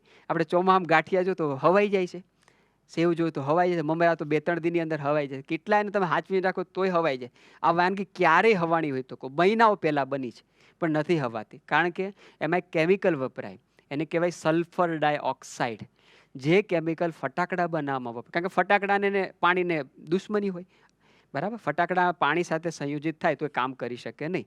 અને ફટાકડાની સિઝન આવે દિવાળીમાં, વાતાવરણમાં ભેજનું પ્રમાણ વધારે હોય, એટલે વાતાવરણની અસર ફટાકડા ઉપર ના થાય એના માટે કેમિકલ વપરાય સલ્ફર ડાયોક્સાઇડ, એને ભેજ ના લાગવા દે. આ જ કેમિકલ આ બધી વાનગીઓમાં પણ વપરાય. એ વાનગી ક્યારે વર્ષો મહિનાઓ સુધી ખરા હવાય જ નહીં, ગમે ત્યારે થોડી ખાય છે. જે કેમિકલ ફટાકડા બનાવવામાં વપરાય છે એ આપણે બાળકોના શરીરમાં કેવી રીતે નાખી શકીએ, પરંતુ વર્તમાન સમયમાં નાખી રહ્યા છે, ભરપૂર માત્રામાં નાખી રહ્યા છે, બરાબર? ત્રીજી વસ્તુ, એને ક્યારેય શુદ્ધ તેલમાં તળવામાં આવતી નથી. પામ તેલ હોય તો ચોથું જે પ્રાણીજન્ય સ્ત્રોતોથી આવે છે એ તેલ નાખવામાં આવે છે, મોટા પ્રમાણમાં એની અંદર વપરાય છે. અને સૌથી ઘાતક વસ્તુ, એની અંદર બાળકો ખાઈ ખાઈને ખૂબ હાઈપર એક્ટિવ થઈ રહ્યા છે.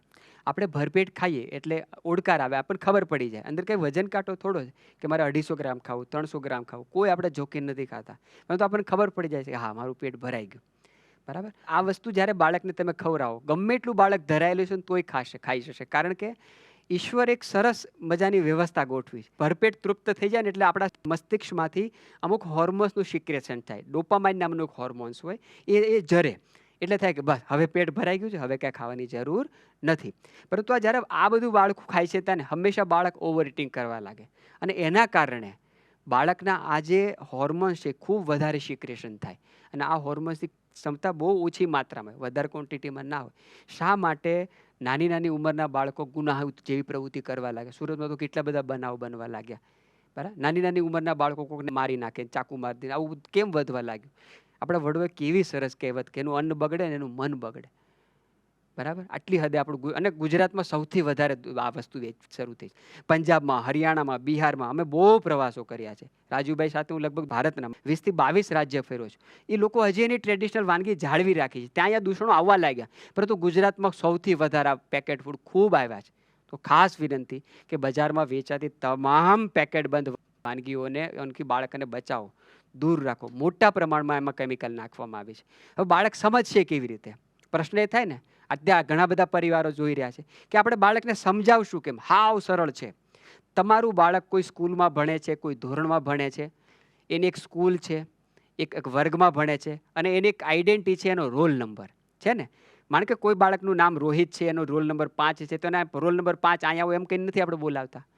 એનું નામ રોહિત છે, આપણે રોહિત નામ કહીને બોલાવશું. એ રોહિત 6ઠા ધોરણમાં આવશે તોય રોહિત રહેશે, રોલ નંબર બદલાઈ જાય. એ રોહિત ભણી ગણીને કોલેજમાં દાહે તો રોહિત રહે, પણ એનો રોલ નંબર બદલાતો રહેશે. આ છે લોકોએ શું કર્યું, કોઈ પણ પેકેટ બંધ વાનગી આપણે લેશું એની પાછળ એનો રોલ નંબર લખ્યો હોય, પણ આપણે સમજી ન શકીએ એ ભાષામાં લખ્યો હોય.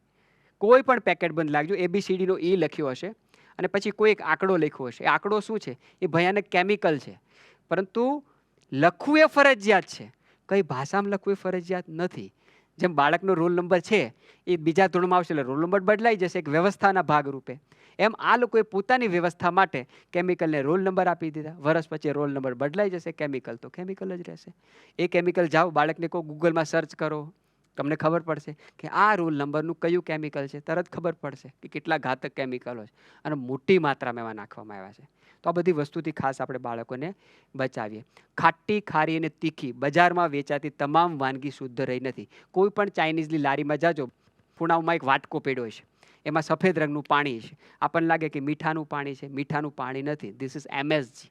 એ MSG છે, મોનોસોડિયમ ગ્લુટામેટ છે. એ શું કરે? સ્વાદેન્દ્રિયને વધારે. એક વખત તમે અનુભવ કરજો, તમે ચાલતા ચાલતા જાવશો, બાજુમાં કોઈ ચાઇનીઝની લારી હશે અને સાહેબ એટલી આહલાદક સુગંધ આવશે ને કે આપણે નહીં કે કેટલી સરસ સુગંધ આવે છે. આ તો આપણને ખબર છે એટલે આપણે એ સુગંધને નકારી નહીં શકીએ, એટલી સરસ સુગંધ આવે.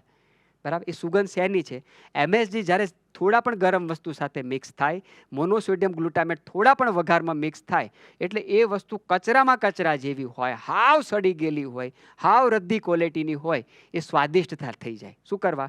કારણ કે એ જેવું આપણા જીભ ઉપર સ્પર્શ થાય એટલે તરત આ હોર્મોન્સનું સિક્રેશન થવા લાગે અને થર્ડ ક્લાસ વસ્તુ પણ આપણને સ્વાદિષ્ટ લાગે. બજારમાં વેચાતી ગમે તેવી થર્ડ ક્લાસ પાણીપુરી પણ હોય, કોઈ વ્યક્તિ એમ કહી દે કે સ્વાદિષ્ટ નથી. સ્વાદિષ્ટ લાગે છે. શું કરે લાગે? એ MSGને આભારી છે. કેમ ઘરની વાનગી નથી સ્વાદિષ્ટ લાગતી? કારણ કે બાય MSG ન નાખ્યું હોય. બરાબર? બજારમાં વેચાતી ખાટી વાનગી, તીખી વાનગી, ખારી વાનગી MSG વગર વેચાતી નથી. તો આ પેકેટ બંધ વાનગી જેટલી છે ખૂબ બાળકોને બનાવતી દૂર રહે. ગળી વાનગી બા હોખડી બનાવે એટલે અઠવાડિયા દી પછી કડક થઈ જાય છે. થાય છે? ઓલી બર્થડેની કેક ક્યારે થઈ કડક? ક્યારે નહીં થઈ હોય. કૂણી માખણ જેવી રહી. બજારમાં જે કંઈ આપણે ઠંડા પીણા છે, આપણે કોઈ બ્રાન્ડનું નામ નથી લેવું, પણ જે કંઈ આપણે ઠંડા પીણા પીએ ચાલે છે. સુરતમાં તો સોડા સોફ ના આવે, રાફડા ફાટ્યા છે. ગલીએ ગલીએ સોડા સોફ છે. એની જે ગળપણ છે, આપણે ગળ્યું ખાઈએ ને, આપણા પાસે લાડવા હોય તો આપણે ગોળ નાખીએ, મોહનથાળ હોય તો આપણે ખાંડ કે સાકર નાખીએ. હવે આ લોકોએ કેમિકલ બનાવ્યું છે, એને કહેવાય એસ્પાર્ટમ. એલોક્ઝન મેંદામાં વપરાય, પરંતુ ખાંડની ગળાના વિકલ્પ રૂપે કેમિકલ બનાવ્યું છે, એને કહેવાય એસ્પાર્ટમ. બજારમાં જે કંઈ ઠંડા પીણા પીએ છીએ, ચોકલેટ ખાઈએ છીએ, એમાં એસ્પાર્ટમ નામનું કેમિકલ છે. અને જો આપણે ઝી ન્યૂઝમાં DNA બહુ સારા ન્યૂઝ આવે છે, આપણે કદાચ સામે સુધીર ચૌધરીજીના, એનો આખો એપિસોડ આવેલો છે કે આ એસ્પાર્ટમ દુનિયાના અનેક દેશોમાં પ્રતિબંધિત છે અને અહીં ધડલ્લેથી વેચાય છે. આ એટલું ઘાતક કેમિકલ છે. આપણે ચલો 1000 માણસોનો આ કાર્યક્રમ છે ને આપણે શરબત બનાવવું છે. 1000 માણસો છે, બરાબર ને? આપણે શરબત બનાવવું છે. લગભગ 200 કિલો ખાંડ જોઈએ ને તો એક શરબત આરામથી બની રહે. એ 200 કિલો ખાંડથી જેટલું ગળપણ નિર્માણ થાય એટલું ગળપણ નિર્માણ કરવાની શક્તિ ખાલી 1 કિલો એસ્પાર્ટમમાં છે. એક બાજુ તમારી પાસે 200 કિલો ખાંડ છે ને એક બાજુ ખાલી 1 કિલો એસ્પાર્ટમ છે. 200 કિલો ખાંડથી જેટલી સ્વીટનેસ ગળપણ નિર્માણ થશે એટલા માટે ખાલી 1 કિલો એસ્પાર્ટમ કાફી છે. બીજી વસ્તુ, એનાથી બનેલી વાનગી મહિનાઓ સુધી ખરાબ નહીં થાય. ત્રીજી વાનગી, એનાથી બનેલી વાનગી 6 મહિના પછી કૂણી માખણ જેવી રહે. બરાબર? ભારતમાં જ્યારે વર્લ્ડ કપ રમાયો એટલે એક ખેલાડીનો જન્મદિવસ હતો. બાળકોને આ બધી વસ્તુથી ખરેખર ટ્યુશન લેવું જોઈએ. એટલે ગ્રાઉન્ડમાં એનો જન્મદિવસ ઉજવવાનો હતો. એ ખેલાડી ગુજરાતનો જ. એણે કેવી રીતે એની બર્થડેની કેક ખાધી ખબર? બસ, કારણ કે એને ખબર છે હું સારી બોલિંગ નહીં નાખું, સારી બેટિંગ નહીં કરું તો કરોડોની જનસંખ્યામાંથી ખાલી 15 જણાને સિલેક્ટ કરવાના છે, મને બેસાડી દેશે. કોઈ મોટો સેલિબ્રિટી, કોઈ મોટો ખેલાડી બજારમાં વેચાતી કોઈ ગળી વસ્તુ ખાતા નથી. જે એની જાહેરાત કરે છે ફ્રીજના ઠંડા પાણી પીતા નથી, ગરમ ગરમ પાણી પીવે છે.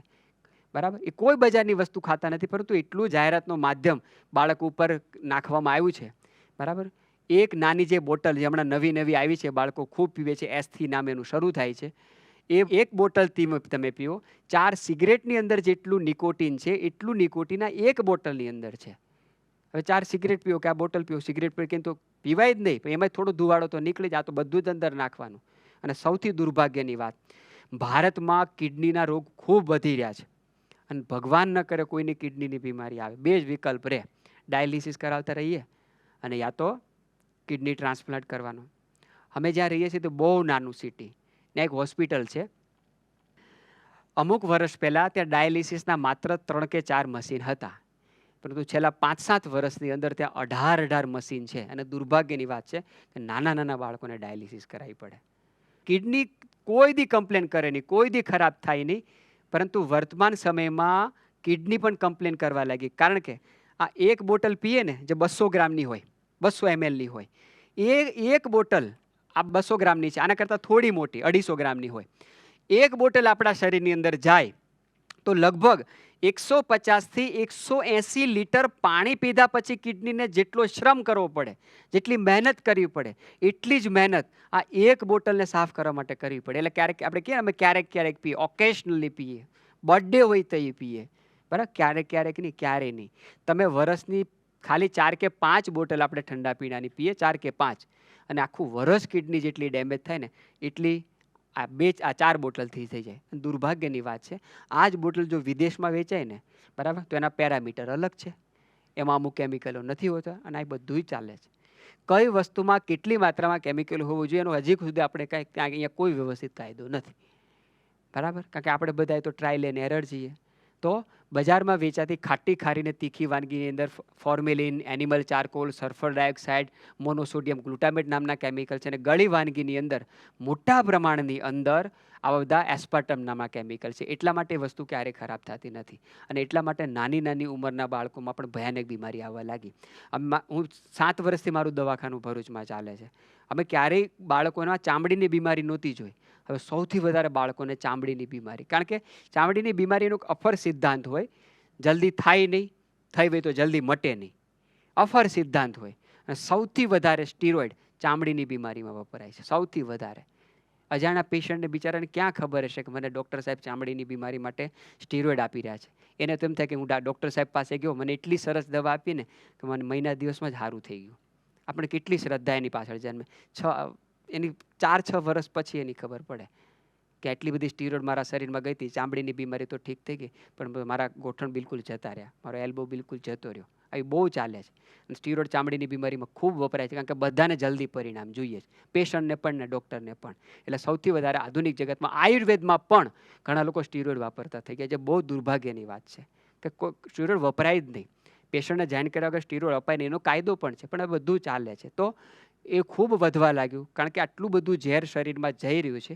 કુદરતે એક સરસ વ્યવસ્થા કરી છે, લેટ્રિન, યુરિન, સ્વેટિંગ મારફતે શરીરને શુદ્ધિ કરવાનું. પરંતુ આ અશુદ્ધિ જ્યારે બ્લડમાં ભળે ત્યારે શરીર પાસે એક જ વિકલ્પ વધે, એટલે સ્કિન ડિઝીઝ. અને બાળકોમાં ખૂબ થવા લાગે, કારણ કે હવાર હાંજ પડીકા બજારનું ખાનપાન એટલી હદે વધ્યું છે.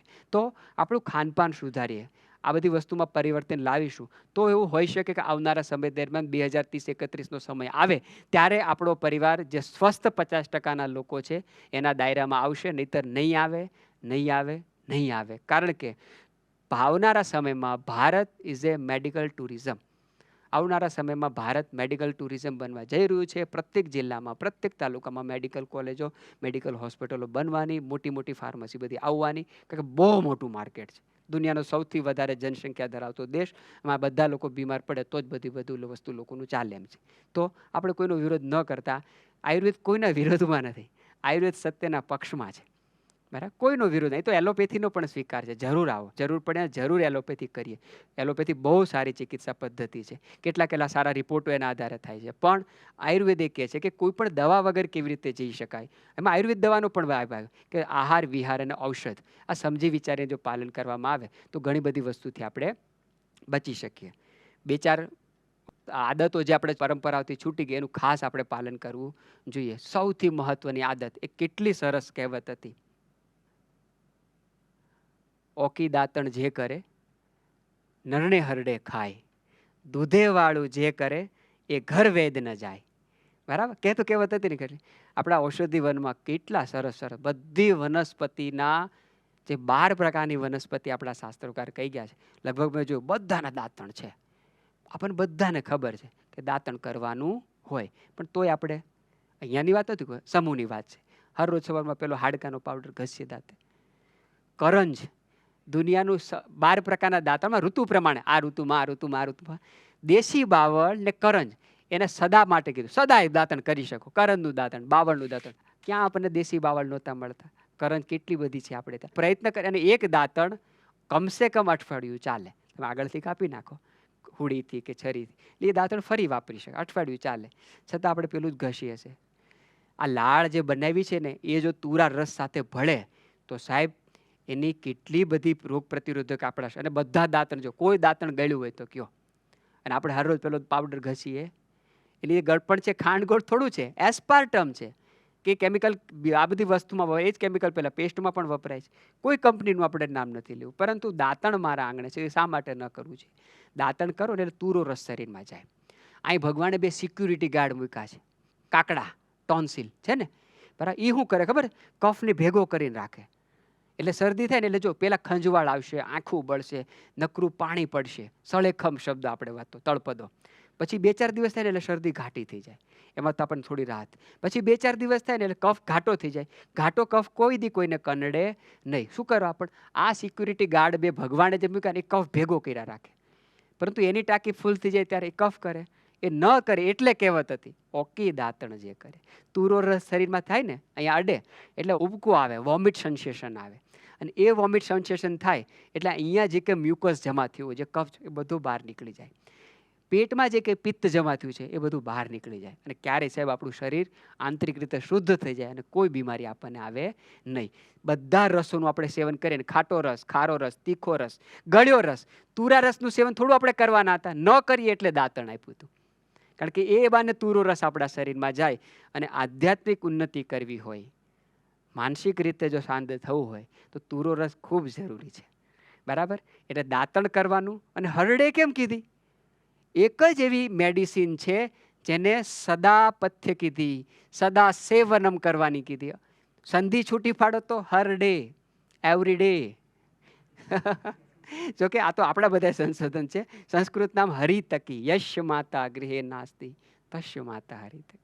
કે જે માં ન હોય અને કદાચ કોઈક બાળક બીમાર પડે ને તો એ હરડે માં બને, આવું આપણા શાસ્ત્રોકાર કહીને ગયા. તો એટલે કહેવત હતી, ઓકી દાંતણ કરવું, હરડેનું સેવન કરવું, બરાબર. બધા એમ છે કે હરડે પેટ સાફ કરવાના ઉદ્દેશ્યથી નહીં, હરડે શરીર શુદ્ધિ માટે છે. એટલે નિયમિત રૂપે હરડે. અને આજના સમયમાં પ્રત્યેક પરિવારે અઠવાડિયામાં કમસે કમ 1 કે 2 વખત હરડેનું સેવન કરવું જોઈએ, કરવું જોઈએ, કરવું જ જોઈએ. હરડે શું કરે? શરીરને ડિટોક્સિફિકેશનનું કામ કરે, શરીરને શુદ્ધિ કરવાનું કામ કરે, શરીરના દોષો બહાર કાઢવાનું કામ કરે. અને દાંતણ જ્યારે આપણે કરશું, વોમિટ સેન્સેશન આવશે, એના કારણે મ્યુકસ, પિત્ત બધું બહાર નીકળશે. અને અઠવાડિયામાં 1-2 વખત હરડેનું સેવન કરીશું તો હરડે રક્ત શુદ્ધિ કરવાનું કામ કરે. શરીરનો જે અંતિમ સેલ છે, કોષ, એને શુદ્ધિ કરવાની શક્તિ આપણા હરડેમાં છે. એટલા માટે આપણા શાસ્ત્રકારે આ કહેવત આપીને આપણને ગયા છે કે ભાઈ હરડેનું સેવન કરવું જોઈએ. દૂધની પણ વાત કરી છે, પણ દૂધ શુદ્ધ મળે તો જરૂર સેવન કરવું જોઈએ. પરંતુ દાંતણ આજે પણ ઉપલબ્ધ છે, અવેલેબલ. કંઈ ના હોય તો મીઠું આપણા ઘરમાં હોય, કાંઈ ના હોય તો ત્રિફળા પાવડર તો હોય કે ના હોય, મેડિકલ સ્ટોરમાંથી એ લઈ આવે. એનું કારણ કે એમાં હરડે હોય, એમાં આંબળા હોય, એમાં બહેડા હોય. 3 વસ્તુ તુરી છે, આંબળા, હરડે, બહેડા. અને 3 વસ્તુનું સંયોજન થાય ત્યારે, આ તુરા રસનું દાંતણ કરીએ ત્યારે તમને ક્યારેય ENT ડિસઓર્ડર ના થાય, ગળા ઉપરના રોગ ના થાય. અને જ્યારે વોમિટ સેન્સેશન આવે ત્યારે આપણે બધાએ અનુભવ્યું છે કે રક્ત છે ને ઉર્ધ્વગમી બને, ઉપરની તરફ બને, ગમ થાય, આંખ આપણી લાલ ઘૂમ થઈ જાય અને આંખનું તેજ વધે, લોહી ઉપરની તરફ આવે ત્યારે. આવી આદતો આપણે જો બાળકોને શીખવાડીશું, આનું વિજ્ઞાન આપણે બાળકોને સમજાવીશું. આજની પેઢી આ બાબતે બહુ સક્ષમ છે. એને જો વિજ્ઞાનનો સહારો લઈને સમજાવીશું તો એ તરત સમજી જશે, બરાબર. તો દાંતણ કરવું જોઈએ, હરડેનું સેવન કરવું જોઈએ, જેથી કરીને આવી નાની નાની આદતો જો જીવનમાં હશે તો ઘણા બધા રોગોથી આપણે બચી શકીશું. તો રસોડાની અંદર નાના પરિવર્તનો લાવવાનો છે. તેલ બદલો, મીઠું બદલો, ખાંડનું ઓછું સેવન કરો, લોટનો ઉપયોગ આવી રીતે કરવાનો રાખો. ઘઉં દળાવતા હોય તો 15 દિવસથી વધારે નહીં, જુવાર બાજરી દળાવતા હોય તો અઠવાડિયાથી વધારે નહીં. બજારની જે ખાનપાનવાળી આદતો છે, પેકેટ ફૂડ છે, જંક ફૂડ છે, આ બધા વસ્તુથી બચો. બજારમાં જે ખાટો, ખારો, તીખો રસ છે એની અંદર આ બધા કેમિકલો નાખવામાં આવે છે. ગળી જે કે વસ્તુ બજારની ખાઈએ છીએ એની અંદર એસ્પાર્ટમ નામનું કેમિકલ નાખવામાં આવ્યું છે. આ બધું કેમિકલ આટલા મોટા પ્રમાણમાં આપણા શરીરમાં જઈ રહ્યું છે, એના કારણે રોગ સર્વત્ર ફેલાય છે. બાકી ઈશ્વરે બહુ દયાળુ છે. આપને 100 વર્ષ જીવવાના નહીં, 100 વર્ષ શરદ ઋતુ જીવવાના આશીર્વાદ કેમ આપ્યા? 100 શરદ ઋતુ તમે જીવો, કારણ કે શરદમાં લગભગ બીમાર લોકો પડે, અને એ શરદમાં પણ તમે બીમાર ન પડો ને એવા 100 વર્ષ જીવો. આવું આશીર્વાદ આપણે ઋષિમુનિ આપણને આપીને ગયા. તો એવી આપણે હું ભૂલ કરી કે જેના કારણે આપણે બધાય આ બધી રોગોમાં ફસાણા. કારણ કે એક સરસ પેલું ગીત કવિ લખીને ગયા છે, યાદ નહીં ક્યાં ક્યાં દેખાતા સારે મંજર ભૂલ ગયે, ઉસકી ગલીઓ સે જો ગુજરે अपना ही घर भूल गए, खूब गए परदेश की अपने दीवारों घर भूल गए, शीश महल ने ऐसा घेरा કે મિટ્ટી કે ઘર ભૂલ ગયે. આ બધું ભૂલી ગયા. એ વાગોળવાનો સમય છે, એ જીવનમાં લાવવાનો સમય છે. અને આવનારી પેઢી જો આનું વિજ્ઞાન સમજશે ને તો એ સમજી શકશે. અને આવનારી સદી ભારતની છે ને છે, પણ એ કયા સિદ્ધાંત પ્રમાણે છે? આપણું જે અર્વાચીન વિજ્ઞાન હતું, આપણું જે અર્વાચીન શાસ્ત્ર હતું, એ આજના નવા રૂંગરપમાં વર્તમાન પેઢી સામે જો ધરશું, એ વિજ્ઞાન જગતને સ્વીકાર્ય. જગતમાં અત્યારે ચાઇનામાં, અમેરિકામાં ખૂબ આયુર્વેદની બોલબાલા છે.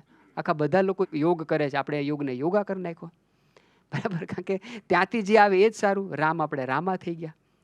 તો પ્રાચીન જે વિજ્ઞાન છે એને વર્તમાન જીવન શૈલીમાં સાચા ઢાળીને નવી યુવા પેઢી જે સમજી શકે, બાળકોના જીવનમાં આવી શકે, એવું જો આપણે પ્રયત્ન કરી શકું તો હોઈ શકે કે 2030-31 આવે તો આપણે એક સ્વસ્થ સમાજની કલ્પના કરી શકશું. બાકી જે ગતિથી આ લોકો કામ કરી રહ્યા છે, જે ગતિથી બીમારીઓ વધી રહી છે, એ ગતિ જો ચાલુ રહે, અને રહેવાની જ છે, કારણ કે પ્રયત્ન તો એ પ્રયત્ન છે, એ લોકો જે ગતિથી પ્રયત્ન કરી રહ્યા છે એની સામે આ બધા પ્રયત્નો ઓછા પડે છે. એટલા માટે એક નિરોગી બાળપણ અભિયાન આપણે શરૂ કર્યું છે, જેથી કરીને બાળકો સામે, યુવાનો સામે આ વસ્તુ સમજી શકે એ ભાષામાં વિજ્ઞાનના સહારો લઈને આપણે રજૂઆત કરીએ. એટલે અમે આ અભિયાન શરૂ કર્યું એટલે અમારી પાસે બહુ બધા એવા બાળકો છે કે જેમના પરિવારની અંદર કોઈ પેકેટ ફૂડ ખવાતું નથી.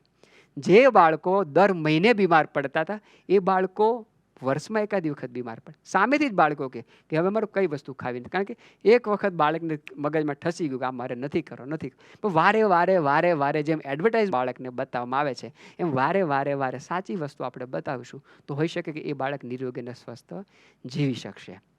બરાબર? તો બસ આ સંવાદ હતો. હવે આને લઈને જે કોઈ પ્રશ્નો હોય એની આપણે ચર્ચા કરીએ. હરડેનું સેવન કરવું, હા, તો એને પ્રકાર શું, કેવી રીતે સેવન કરવું? હા, હરડેના ઘણા બધા પ્રકારો છે. એક નાની જે આવે, આપણે એક શબ્દ સાંભળ્યો હશે, હિમેજ. બરાબર? હિમેજ એટલે કે નાની કેરી હોય તો એ ખાખડી છે, મોટી થઈ જાય પછી એ કેરી છે. 7 કે 8 પ્રકારની હરડે પણ આવે છે. કુંજ હરડે આવે છે, કમલા હરડે આવે છે. પણ આપણે એક સામાન્ય વ્યક્તિ તો આપણે શું સમજ પડે ભાઈ? આપણને નથી ચાલો કશી સમજ નથી પડતી.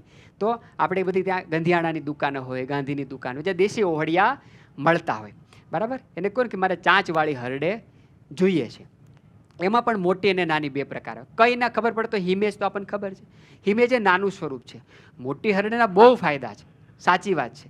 તો મોટી હરડેમાં છે ને સમજ ન હોવાના કારણે હરડેનો બીજો પ્રકાર આવે છે હરડા. એમાં કોઈ મેડિસિન પ્રોપર્ટી હોતી નથી. તો પતલી જે હરડે આવે, હિમેજ આવે છે, એમાં એક પ્રકાર આવે ચાંચવાળી હરડે. એની આગળ ચાંચ હોય, પતલી હોય અને લાંબી હોય. એ લઈ આવવાની, એને દિવેલ કે ઘીમાં સાંતળી નાખવાની. કોરી હરડે નહીં લેવાની. હા, જો એક આપણે રહી ગયું હતું, આપણે કોરી હરડે નહીં લેવાની. એને આપણે ઘી હોય એમાં તમે શેકી નાખો. આપણે કાચરી નથી શેકતા કોઠીમડાની, એ રીતે શેકી નાખીએ. શેકીને 24 કલાક રહેવા દો. અને હિમેજ હોય તો એનો પાવડર કરી નાખો. મોટી ચાંચવાળી હરડે હોય તેને સાંતળ્યા પછી 24 કલાક રહ્યા દેવી તોડવી પડે. એની ઠળીઓ કાઢી નાખવાનું હોય. હવે છે ને વેપાર એટલો બધો વધી ગયો કે બજારમાં રેડીમેડ પાવડર લઈએ તો ઠળિયા હાથે પીસીને આપી દે. બધી વેપાર જ માણસ દેખાય. એના કોસ્ટ ઓફ પ્રોડક્શન જ બધાને ઘટાડવું છે, પ્રોફિટ માર્જિન કોઈને ઘટાડવો જ નથી.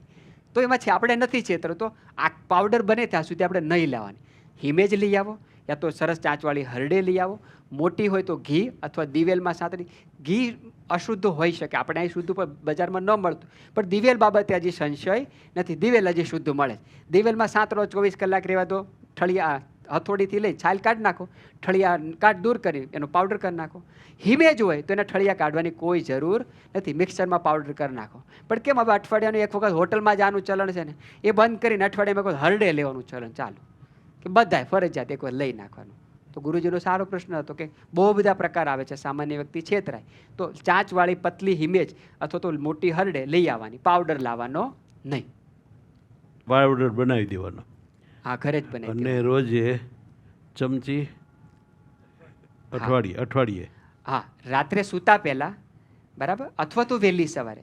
નિર્ણય કોઠે કીધું છે, પણ આમાં બે પ્રકાર છે. ખરેખર કોઈ પણ વસ્તુ રેચકના ઉદ્દેશ્યથી લેવા, શરીર શુદ્ધિના ઉદ્દેશ્યથી લેતા હોય તો સંધ્યાકાળના ભોજનના 1 પ્રહર બાદ 3 કલાક બાદ લેવું સૌથી સારું છે. કોઈ શહેરમાં રહેતું હોય, મજબૂરી હોય, મોડું વાળું કરતા હોય તો એ વહેલી સવારે લઈ લે. બધા સમયસર જમી લેતા હોય તો રાત્રે સૂતી વખતે લઈ લે. 2 સમય ઉત્તમ છે. રાત્રે સૂતા પહેલાં પણ લઈ શકાય, પણ જમ્યાના કલાક પછી વહેલી સવારે પણ લઈ શકાય. માત્રા સૌથી મહત્વનું છે. માત્રા જાણવી હોય તો અરીસા સામે ઊભા રહ્યો એટલે તમને માત્રા કહી દે. માનો કે કોઈ યુવાન હોય, પિત્ત પ્રધાન હોય, તજા ગરમી વધારે હોય તો એને અડધી ચમચીથી કામ થઈ જાય. બાળક હોય તો એને અડધી ચમચી હોય. કોઈ વડીલ હોય તો એને 1 ચમચી લેવાય. બરાબર. અને એ બધા કહે ને કે આ મને લૂઝ મોશન થઈ જાય, આવું કાર્ય ના થાય. ઓછી માત્રામાં લો. અને અલ્પ માત્રા બહુ ગુણમ, બહુ માત્રા અલ્પ ગુણમ. આપણે એમ કે જાજી દવા ખાવાથી જાજો ફાયદો, આ કશું નથી. જ્યારે કોઈ વસ્તુ નિયમિત જ રહેવાનું છે, બહુ ઓછી માત્રામાં આપણે લઈ તોય ફાયદો થાય. છેલ્લે આપણે જમ્યા પછી સૂંઠ લેવાનું કીધું તો એની જગ્યાએ આદુ લઈએ તો ચાલે? હા, જો સરસ વાત કરી. અને અત્યારે બહુ આપણે ચાલ્યું છે ને આદુવાળી ચા, હે ને. જો તમે પ્રયોગ કરજો, 100 ગ્રામ આદુ લેજો અને એને સારી રીતે ક્રશ કરીને નીચોઈને એનું પાણી કાઢજો. 100 ગ્રામ આદુની અંદર 65 થી 70% પાણી હોય. આટલું પાણી હોય તો એ બહુ સારું જરૂરી છે. પણ આદુની અંદર ખરેખર વિટામિન સી પણ હોય. એટલે ભારતની અંદર ચાનું ચલણ જ નહોતું પહેલી વાત તો, પણ હવે આવી ગઈ છે. બરાબર. તો આદુ જે છે એ શાકમાં નાખીએ તો ચાલે. દૂધ સાથે ક્યારેય આદુનું સંયોજન કરાય નહીં. એનાથી નુકસાન કંઈ નહીં થાય, પણ ફાયદો કંઈ મળશે નહીં. લાંબા ગાળે નુકસાન થવાની સંભાવના રહી શકે. સૂંઠ જ લેવાની હોય, કારણ કે આદુ છે ને એ ભોજન છે, સૂંઠ એ મેડિસિન છે. અને કિલો સૂંઠ તમારે બનાવી હશે ને તો લગભગ તમારે 7 થી 8 કિલો આદુ જોશે, ત્યારે લગભગ 5 કિલો પ્લસ તો જોશે, ત્યારે 1 કિલો સૂંઠ મળી રહેશે. આદુ જે છે ને એ પાચનનું કામ કરે છે, દીપનનું કામ કરતું નથી. સૂંઠ જે છે ને એ પાચન દીપન બંનેનું કામ કરે છે. બીજી વસ્તુ, સૂંઠનો વિપાક એટલે ડાયજેસ્ટ થયા પછી શું અસર કરશે? જેમ આંબળું ખાધા પછી પાણી પીવો તો ગળ્યું લાગે છે. તુરી કોઈ પણ વસ્તુ ખાઓ, પાણી તમને ગળ્યું લાગશે. એમ સૂંઠ ખાધા પછી જો પાણી પીવશો તો તમને ગળ્યું લાગશે. સૂંઠનો વિપાક જે છે એ ડાયજેસ્ટ થયા પછી જે કામ કરે છે ને એ મધુર છે. એટલે લીધેલું ભોજન પચાવવાનું જ્યારે કામ કરવું હોય ત્યારે આપણે આદુનો પ્રયોગ ન કરતા સૂંઠનો પ્રયોગ કરવો જ વધારે હિતાવહ છે. આમળાનું સેવન કેટલું અગત્યનું વરસમાં શરીરમાં? આમળા છે ને આપણા શાસ્ત્રોમાં ફળની એક સૂચિ છે આખી. 1લા નંબરનું ફળ કયું, 2જા નંબરનું ફળ કયું, 1લા નંબરનું શાક કયું. આપણે અહીંયા રહેનારા લોકો ખરેખર સૌભાગ્ય શાક કે તો આપણે પરવરનું શાક ખાવા મળે. એ પરવરની આપણે ખેતી કરીએ. ખૂબ સૌભાગ્ય હોય એને પરવર ખાવા મળે. ખરેખર ખૂબ સૌભાગ્યશાળી એને પરવર ખાવા મળે. એમ ખૂબ સૌભાગ્યશાળી હોય એને આંબળા ખાવા મળે.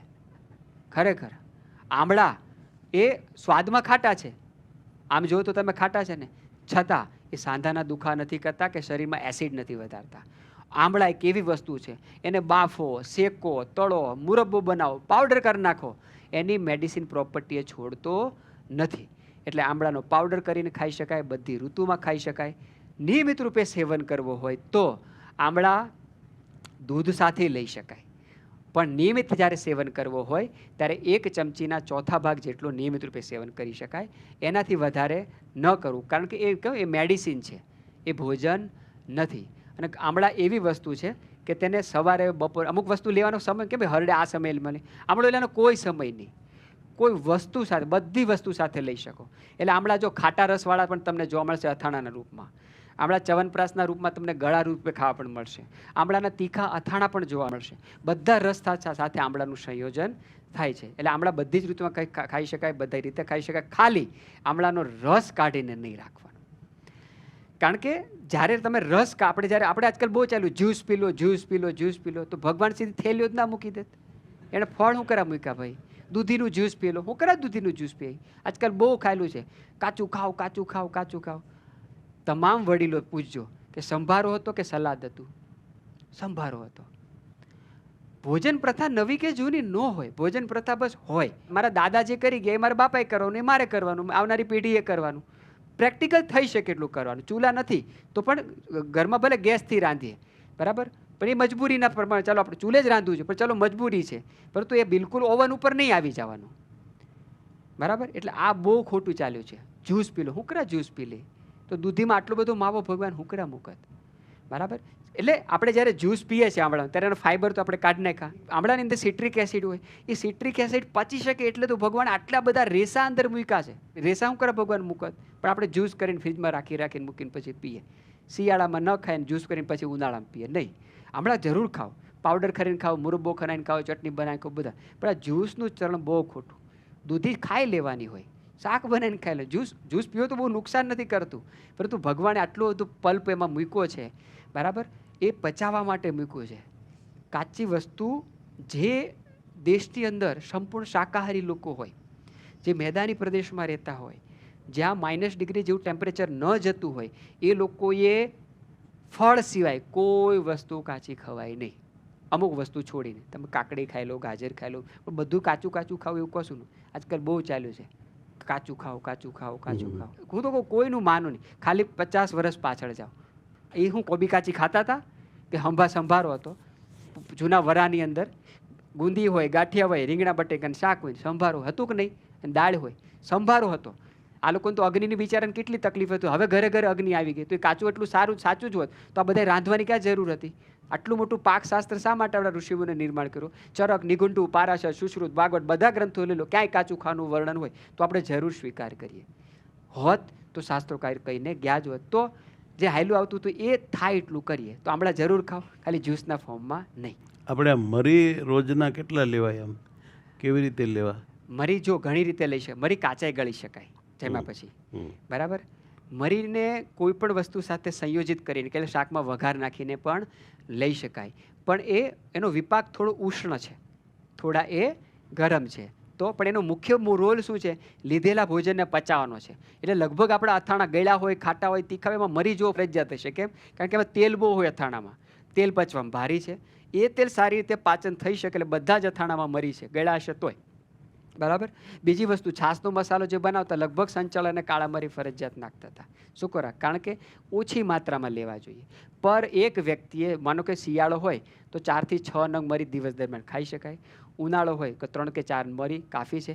ચોમાસામાં વધારે લઈ શકાય, 8 કે 10 નંગ પણ ચોમાસામાં લઈ શકાય. કારણ કે ચોમાસું છે ને એ વાયુ વિકૃતિનો કાળ છે, એટલે એ સમયમાં ખાઈ શકાય. જે આપણા ભોજનમાં જો ઘી હોય તો મરીની તીખાશ આપણને નડે નહીં.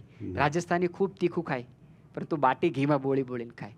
એટલા માટે તીખું ખાવા છતાં પણ એ લોકો સ્વસ્થ છે. બરાબર? એટલે જ્યાં ઘી હોય ત્યાં તીખાશ ક્યારેય નડશે નહીં. અપવાદ મરચાની ન હોવી જોઈએ. એટલે મરી ખાઈ શકાય. પાવડર કરીને થોડા શાકના વઘાર રૂપે નાખવા જ જોઈએ. પછી આપણે અજમો છે એનો વિપાક ગરમ કે? અજમાનો વિપાક ગરમ છે, સાચી વાત છે. પણ એટલા માટે અજમાની એક વિધિ આપણે કીધી છે કે અજમાને હંમેશા છે ને, માનો કે આપણે શાકમાં હારું ચલો અજમો નાખવો છે, આપણે મરચાં ઓછા કરવા છે, તો અજમા એસિડિટીમાં પણ અજમો ગરમ છે, પણ અજમો એસિડિટીમાં પણ કામ કરે. કેવી રીતે? કે એ જ અજમાને જો ઘીથી સંસ્કારિત કરવામાં આવે તો એ અજમો એનું વિપાક જે છે એ મધુર થઈ જાય છે. તો શું કરવું? 100 ગ્રામ આપણે દાખલા તરીકે ચાલો હર રોજ અજમો નાખવો છે. ઉનાળો છે, ઘરમાં યુવાનો રહે છે, પિત્ત પ્રધાન લોકો છે, ગરમ પડી શકે તો શું કરવું? એ માનો કે તમે 100 ગ્રામ અજમો લીધો, ખાલી 1-2 ચમચી ઘી નાખીને એને સાતરી નાખો. પછી આ અજમો એસિડિટીવાળાને ખવડાવશો ને તો એસિડિટી દૂર કરશે. બરાબર? એટલે જ્યારે અજમો ખાય અને ઘીનું સંયોજન હશે, પછી ભલે રોટલી ઉપર લગાવેલું હોય, પરંતુ નિયમિત નાખવો. ખાલી અજમાને જો ઘીમાં સંસ્કારિત કરીને પછી શાકમાં વઘારમાં નાખવામાં આવે તો એ અજમો ક્યારેય ગરમ પડી શકે નહીં. ઉનાળામાં પણ ન ગરમ પડી શકે. આ ઉંમર જેમ થાય એમ પાચન ઓછું મંદ થતું જાય, એને યથાવત પાચનને જાળવવા શું કરવું છે? જો આપણે કહીએ કે શાસ્ત્રકારે બહુ સરસ વાત કરી, સર્વે રોગાદી અપી બંધકની. બરાબર? વાત પિત્ત કફ આપણે બધાએ સાંભળ્યું છે. બાળક હોય એટલે જેમ કે આપણે નાના હતા, એટલે હું નાનો હતો, અમે ઘણા બધા યુવાનો હશે નાના હતા, એટલે આપણે 14 વર્ષના હતા ને પણ શરદી કફ ખૂબ થતા હતા. જેવા 14 વર્ષ પાર કર્યા એટલે શરદી કફ ખાવાના બંધ થયા, તેજસ્વીતા આવી, બળ વધ્યું, ઉત્સાહ વધ્યો, યુવાવસ્થા આવી. બરાબર? કારણ કે બાળપણમાં કફ વધે, યુવાવસ્થામાં પિત્ત અગ્નિ વધે. એમ જેવા વ્યક્તિ 60ની આસપાસ પહોંચે એટલે વાયુ શરીરમાં પ્રત્યેક શરીરમાં વધે. એ સમય દરમિયાન આપણી પાચન શક્તિ સારી રીતે મજબૂત રહી શકે, સક્ષમ રહી શકે. એટલા માટે એક સરસ એક રસાયણ ઔષધિ આપણા ઋષિમુનિઓ કહીને ગયા, એ એટલે ગળો, ગોખરું અને આંબળા.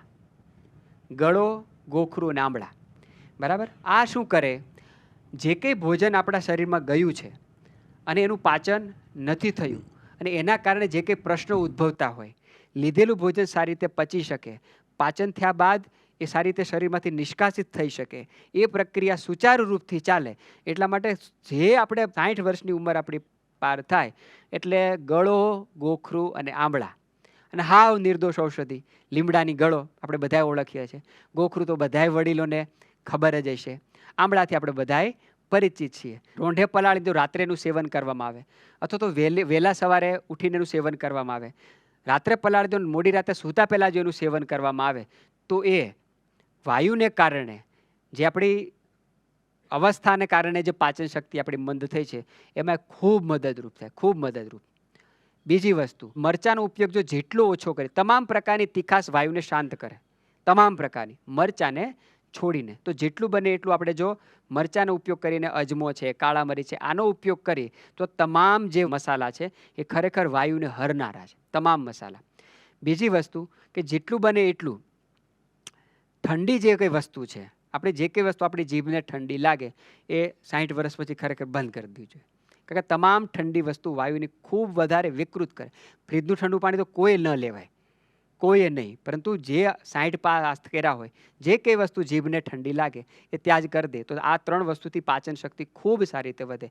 એમાં રસાયણનો ગળો, ગોખરું, આંબળા એના જે મિશ્રણ થાય એને આયુર્વેદની પરિભાષામાં રસાયણ ચૂર્ણ કહેવાય. બહુ સારી અદ્ભુત વસ્તુ છે, બહુ સારી.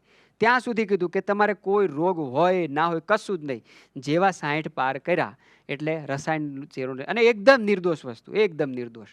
એ બહુ બધી સમસ્યાઓથી આવતા આપણને રોકે, ખાસ કરીને પાચન શક્તિની મંદતા અને બ્લડ શુગર વધવું, બ્લડ પ્રેશર વધવું, બેડ કોલેસ્ટ્રોલ શરીરમાં નિર્માણ થવું, આ બધી જે ઉંમર સંબંધિત જે કંઈ સમસ્યાઓ કનડે છે એનાથી બચવું હોય તો આ રસાયણ ચૂર્ણ જરૂર લેવું જોઈએ. આ રસાયણ મળે છે ખરું? બધી જ ફાર્મસી બનાવે છે, બધી જ ફાર્મસી.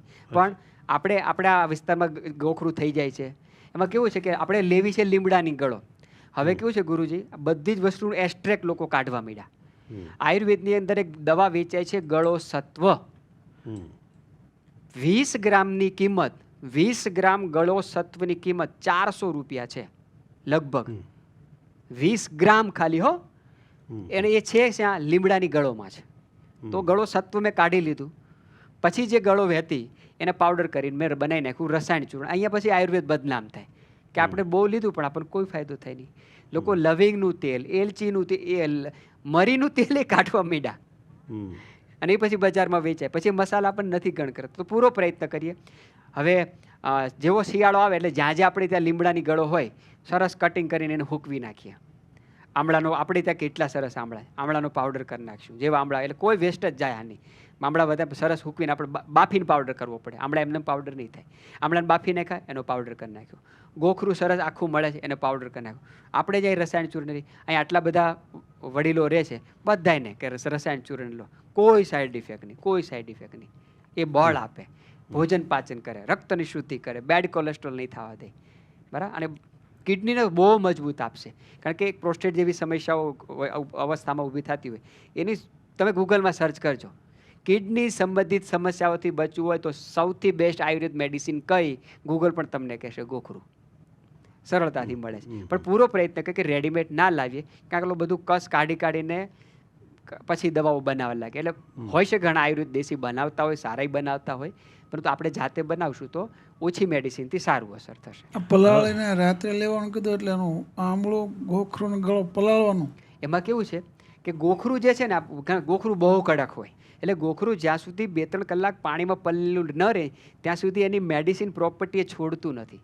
કેમ, તુવેરની દાળ ખાવી તો એને થોડીક સીટી વધારે વગાડવી પડશે, મગની દાળની એટલી જરૂર નથી. એમ આમળાનો વાંધો નથી, ગળોનો વાંધો નથી. ગોખરું એક એવી છે ને કે બહુ કડક છે, તો એ 2-3 કલાક પલળેલું રહે તો પાણી એની ઔષધીય ગુણ ગ્રહણ કરે, એટલા માટે 2 કલાક, બીજું કોઈ કારણ નથી. નહીંતર સીધી ફાંકી મારી જાય. પણ ગોખરું પચવામાં થોડું ભારે હોવાના કારણે જો એનો ઉકાળો કરીને લેશો તો સરળતાથી પચી જાય, એટલા માટે. આપણે આ મરચું નડે છે શરીરને બહુ એમ તો કકડાવેલું મરચું તેલમાં આ કકડાવેલું લેવું હા, કે મરચું શું શરીરમાં એટલું બધું નડે? એની કારણ છે કે આપણે જે કંઈ મરચું ખાતા, આપણે બધાય જો યાદ હશે કે એક પેલું શિયાળા હજી પણ આવે છે, શિયાળા દરમિયાન જે આપણે ભરેલા મરચાં બનાવીએ એટલે એની ચામડી જાડી હોય, બી ઓછા હોય. આપણે બધાય જોયું હશે, બરાબર? સરસ પેલું શેકીને ખાતા હતા. પટ્ટી ભજીયા, બરાબર? ચામડી એની જાડી હોય, બી ઓછા હોય. વર્તમાન સમયમાં આપણે જે કંઈ મરચાંની તીખાશ પાવડર રૂપમાં ખાઈએ છીએ ને એ બીને આભારી છે. બી મરચું જરાય નુકસાનકારક નથી, બહુ સારું છે, બહુ જ સારું છે. એને જો તમે સાંતળીને ખાઓ, ઉપરની ચામડી ખાઈ જાઓ, બીનો પાવડર ન કરો તો આ રીતનું કોઈ બી ખાવાનું વર્ણન નથી. આપણે સૂકા મેવાને બધું અતિ માત્રા આજકાલ બહુ ચાલુ છે, આના બી ખાવ, તેના બી, આવું આપણા શાસ્ત્રમાં ક્યાંય લખ્યું નથી. હોઈ શકે એની અંદર ન્યુટ્રિશન પ્રોપર્ટી હોય, સાપના ઝેરમાં સૌથી વધારે પ્રોટીન હોય, પરંતુ એ ગ્રહણ ન કરાય ને. એમ એની દવાઓ બની શકે, બધી જ વાત, એક બધું પ્રોસેસ કરીને, પણ એ ગ્રહણ કરવા યોગ્ય નથી. સૌથી બધા મિનરલ તો માટીમાં છે, પરંતુ એ ગ્રહણ સીધા ના કરે, એની એક પ્રોસેસ હોય. તો મરચું જરાય ખરાબ નથી, પરંતુ જ્યારે પાવડરના રૂપમાં આપણે ખાઈએ છીએ ને, પેલી બિયા દળાઈને ખાય છે, બિયા દળાઈને ખાય. સૌથી વધારે વિટામિન સી લીંબુ કરતાં પણ વધારે મરચાં છે, અને આવું પ્રૂફ થયું છે. બરાબર? આ મરચાં ખાલી તીખાશ નથી, એટલે મરચાંને જો તમે સંતળાઈને ખાઓ જરૂર ખાઈ શકાય, પરંતુ પાવડર જે છે, અને ખાસ કરીને બિયા સાથે પાવડર કરવામાં આપે છે, એ દાહક છે. અને જો યુવાનો બેઠા છે, પીઝા આપણે ખાવા જઈએ છીએ, તમે નહીં જતા હોય, પરંતુ ધ્યાન નોલેજમાં તો હશે, તમે બધા ડાયા જ છો, તમે નહીં જ જતા હોય, પરંતુ જે કોઈ જાતા છે આપણે નોલેજમાં તો હશે. પેલી પડીકી આપે છે આપણને, એમાં ગુરુજી ખાલી બિયા જ હોય કે ના હોય? સાચી વાત છે મારી? ખાલી બિયા હોય. અમેરિકાના છે અમે બેઠા હા. પીઝા વાળા, એ ઓછા ખાય ગુરુજી, ભારતવાળા વધારે ગમે. ભારત વાળા એટલે આપણે છે ને 100% બિયા હોય, અને એક એક પાઉચની કેટલી મોંઘી કિંમત હોય, જે ફેંકી દેવાની વસ્તુ એ આપણે ઉપર ભભરાઈને ખાઈએ છીએ. તો મરચામાં પ્રોબ્લેમ નથી. મરચાના જે બિયા છે એ ખૂબ પિત્ત વધારનારા છે, દાહક ગુણવાળા છે, જલન પેદા કરનારા છે. એટલા માટે મરચું આપણે જેટલું ઓછું ખાઈએ એટલું સારું. એટલા માટે રાજસ્થાનની રસોઈમાં જોજો, એ લોકો વાટીને બધું બહુ કરીને ખાય, લીલા મસાલા ખૂબ વાપરીને ખાય, એટલે એ તીખાશ ઓછી નડે છે. પણ આ બિયાવાળી તીખાશ આપણને વધારે નડે છે. પછી આપણે આ ખાંડ અને ગોળ, તો ગોળ જ ખાવો જોઈએ, ખાંડ ન ખવાય, તો ખાંડ ખાવાથી શું નુકસાન થાય? એમ આપણે શેરડીની ખેતી તો વર્ષો સદીઓથી કાળથી કરતા આવતા હશું, તો ખાંડ શા માટે આપણે નથી બનાવી? આપણે જો ભગવાનને જે કંઈ થાળ ધરીએ, લગભગ ગળી વસ્તુ વધારે છે, સ્વીટ રસ વધારે છે. જે કંઈ ગળી વસ્તુ ભગવાને બનાવી છે, જે કઈ ગળી વસ્તુ, એમાં ઈશ્વરે એક નેચરલી કેમિકલ મૂક્યું છે, જેને મોલાઇસિસ કહેવાય, કુદરતી તત્વ ભગવાને મૂક્યું છે. કારણ કે મધુર રસ એ રસોનો રાજા છે. અમદાવાદની અંદર પેલું સોલા ભાગવત વિદ્યાપીઠ કદાચ સાંભળ્યું છે, એમાં ભગવાનના ગર્ભગૃહની ઉપર લખ્યું છે રસ રાજેશ્વર, રસોનો રાજા એ છે. અને એને કેવા થાળ આપણે ધરીએ છીએ? તો લગભગ ગળ્યો રસ છે ને, ભગવાન એની અંદર મોલાઇસિસ મૂક્યું કે જેથી કરીને પચી જાય. રાજાને તો સુવિધા જોઈએ, ગળ્યો રસ રસોનો રાજા છે, એ પચી જાય, એટલે ભગવાન એની અંદર મોલાઇસિસ મૂક્યું. સૌથી વધારે ગળી વસ્તુમાં, કુદરતી વસ્તુમાં શું થાય? તો શેરડી થાય. રસ વધારે છે એટલે આપણે શેરડીની 2 વસ્તુ બનાવી, ખાંડ અને ગોળ. બરાબર? ક્યારેય જોયું કે કોઈ મધ્યમ વર્ગના આદમીએ ખાંડની ફેક્ટરી નાખી? કે ખૂબ ધનાઢ્ય વ્યક્તિ ગોળ બનાવે છે? ક્યારેય નહીં. ખાંડ બનાવવા માટે બહુ મોટી ઇન્વેસ્ટમેન્ટ જોઈએ, બહુ મોટું સંસાધનો જોઈએ. બીજી વસ્તુ, ગોળ ચોમાસામાં આવશે તો ઓગળશે, એહરશે, એનો રંગ બદલી જાય. ખાંડ એવી ને એવી સ્થિત પ્રજ્ઞ, એવી ને એવી, એને કાંઈ થાય જ નહીં. અને ગોળમાં ફૂગે લાગી જાય, બગડીએ જાય, એહરીએ જાય, કડક થઈ જાય, 6-8 મહિના જતો કાળો થાય. કારણ કે એ મોલાઇસિસને આભારી છે. એની અંદર મોલાઇસિસ છે, એટલા માટે ગોળ પચે છે. ખાંડની અંદર બધો જ મોલાઇસિસ કાઢી લે, બધો જ. બરાબર? એને પછી એનું આ લોકો ઇથિનોલ બનાવે છે, જે ઈંધણમાં વપરાવાનું છે. જે કંઈ નશાકારક જે બધી વસ્તુ બને છે એ મોલાઇસિસમાંથી બને છે. એટલા માટે ખાંડ સસ્તી છે. ગોળ કે જોયું કે મોટી મોટી ફેક્ટરી બને તો ગોળ મોંઘો કેમ?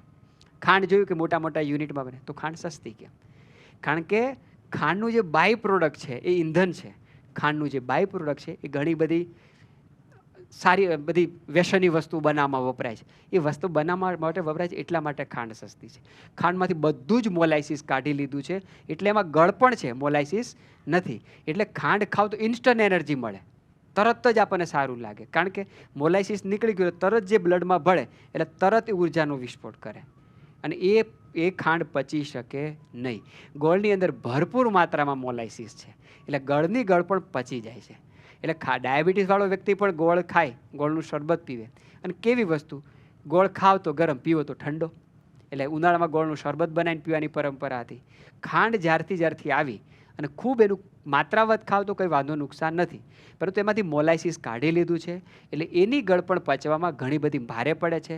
સાથે સાથે ઘણી બધી હવે કેમિકલ પ્રોસેસ પણ થવા લાગી છે. સલ્ફરનો ઉપયોગ પણ ખાંડમાં મોટા પ્રમાણમાં થાય છે. સલ્ફર ફ્રી ખાંડ પણ બજારમાં મળતી થવા લાગી છે. એટલે જ્યાં આપણને લાગતું હોય કે ગોળ આપણે વાપરી શકીએ એમ છે તો ત્યાં ગોળ વાપરવો જ જોઈએ, કારણ કે ગોળની ગળ પણ પચી જશે. ખાંડની ગળ પણ પચવા માટે મહેનત કરવી પડશે, ખૂબ મહેનત કરવી પડશે અને પચાવી અઘરી પડશે અને ન પચવાના કારણે ઘણી બધી સમસ્યાઓ સર્જે છે. એટલા માટે ખાંડની કમ્પેરિઝનમાં ગોળ ખાવો વધારે હિતાવહ છે. બહુ સરસ. B12 કોણે કીધું?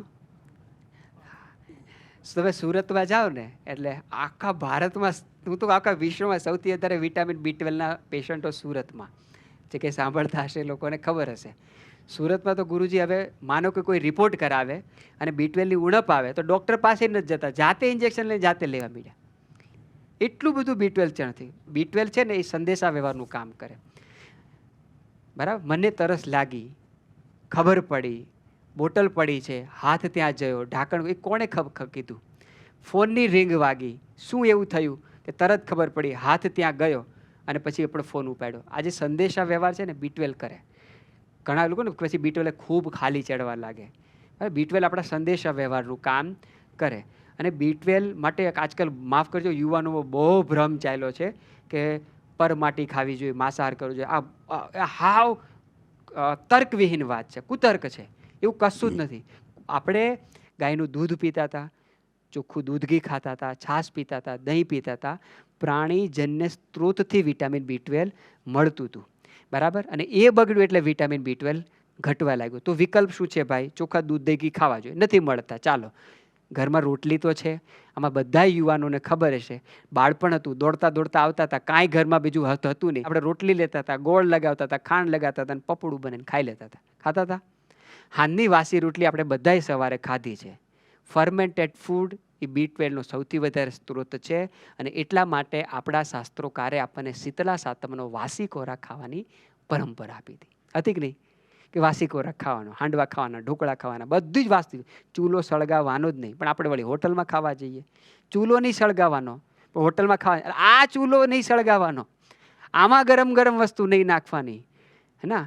યજ્ઞ શિષ્ટાસીના સંતો, કે આ યજ્ઞમાં બધી ઠંડી આહુતિ આપવાની. આપણે હોટલમાં જમવા જઈએ તો જે કંઈ વસ્તુ વાસી ખાઈએ, હાંજનો બાજરાનો જુવારનો રોટલો સવારમાં તમે વાસી ખાઓ, B12 ન વધે તો કહેજો. તમે જગન્નાથપુરી જાઓ, દક્ષિણ ભારત જાઓ, કર્ણાટક જાઓ, ઓરિસ્સા, મિઝોરમ, ત્રિપુરા, નાગાલેન્ડ, બધા રાજ્યોમાં જાઓ, એક વાનગી ખાવામાં આવે. રાતે ભાત લે, 2 થી 3 ચમચી ભાત, એમાં થોડું દહીં નાખીને, થોડું પાણી નાખીને મિક્સ કરીને આખી રાત માટીની હાંડી મૂકી દે. સવારે એની અંદર અજમો નાખે, જીરું નાખે, સંચળ નાખીને ખાય. કોઈને B12 ખૂટતા નથી. બરાબર, એટલે આવી જે પરંપરા હતી, પણ એ વાસી તો નહોતું, એ B12ની સ્ત્રોતની પૂર્તિ કરવા માટે હતું. બરાબર, હાનનો વાસી રોટલો સવારે ખાવો ઘી ગોળ સાથે, કાલે પણ એ ગરમ નહોતા કરતા. એ ખાય કોઈ B12 આપણને ખૂટતું ન હતું. અને ખાસ કરીને સૌથી સારી વાનગી હતી ચોખ્ખું દહીં અને છાશ. ચોખ્ખું દહીં છાશ ખાતા હતા, કોઈ B12ની ઉણપ ન હતી. પણ નથી મળતા તો આવા વિકલ્પો કરી શકાય. બરાબર, તો બસ અંતમાં એ નિવેદન કે આપણે જે કંઈ જાણ્યું છે, સમજ્યું છે, વિચાર્યું છે, એ હવે જન સમુદાય સુધી જાય, સ્પ્રેડ થાય, પૂરો પ્રયત્ન કરીએ. મને આ પવિત્ર પ્રાંગણની અંદર આ સરસ વિચાર પ્રસ્તુતિ કરવા માટેનો મને જે અવસર મળ્યો છે, હું મારી જાતને સૌભાગ્યશાળી માનું છું. સર્વ પૂજ્ય સંતોના ચરણોમાં વિનંતી કરું છું કે મારાથી કંઈ ભૂલ થઈ હોય, કંઈ જાણતે અજાણતે ન બોલવાનું બોલાયું હોય તો તમારું સંતાન કરીને માફ કરશો. સર્વ લોકો નિરોગી રહે, સ્વસ્થ રહે, એવી ભગવાન સ્વામિનારાયણ ચરણોમાં પ્રાર્થના. સૌને જય હિન્દ, વંદે માતરમ. જય સ્વામી. સહજાનંદ સ્વામી મહારાજની જય. વાલા ભક્તો, એકદમ સરળ અને ગુજરાતી ભાષામાં નિરોગી રહેવા માટેની સ્વાસ્થ્ય સંબંધી ટિપ્સ આપવા બદલ ડૉક્ટર નામદેવજી વૈદ આપનો ખૂબ ખૂબ આભાર. તાલીનાથથી ફરી આપણે એમને એકવાર વધાવી લઈશું. સાહેબ, આપના સેશનથી અમોને ઘણી અવેરનેસ મળી છે, ઘણી પ્રેરણા મળી છે. આપના આ સેશનનો લાભ અહીંયા કુંડળધામમાં તો સંતો ભક્તોએ લીધો જ છે. આ સિવાય નેટ અને યુટ્યુબના માધ્યમે પણ હજારો ભક્તોએ લાઈવ ઘેર બેઠા આનો લાભ લીધો છે. તેઓ પણ આનાથી ખૂબ લાભાન્વિત થયા છે. હવે આ પ્રસંગે વાલા ગુરુજી આશીર્વાદ આપણને પાઠવશે. પૂજ્ય ગુરુજી. આપણા ઈષ્ટદેવ ભગવાન શ્રી સ્વામિનારાયણ, જેમણે આપણને આજના કાર્યક્રમનો લાભ અપાવ્યો એવા વાલા ગુરુજી, જેમણે આપણને લાભ આપ્યો એવા વૈદ્યરાજ શ્રી નામદેવજી, અને આપ સૌ વાલા ભક્તો, વૈદ્યજીએ એમના જીવનભરના અનુભવો આપણી વચ્ચે શેર કર્યા. એમને કંઈ સ્વાર્થ ન હોવા છતાંય આપણા સૌનું સ્વાસ્થ્ય સારું રહે એવી એમણે ઘણી બધી ભલામણો કરી. એને આપણે ધ્યાનમાં લઈશું અને આ તબક્કે વાલા મહારાજ અને ગુરુજીનો ખૂબ ખૂબ આભાર માનીશું.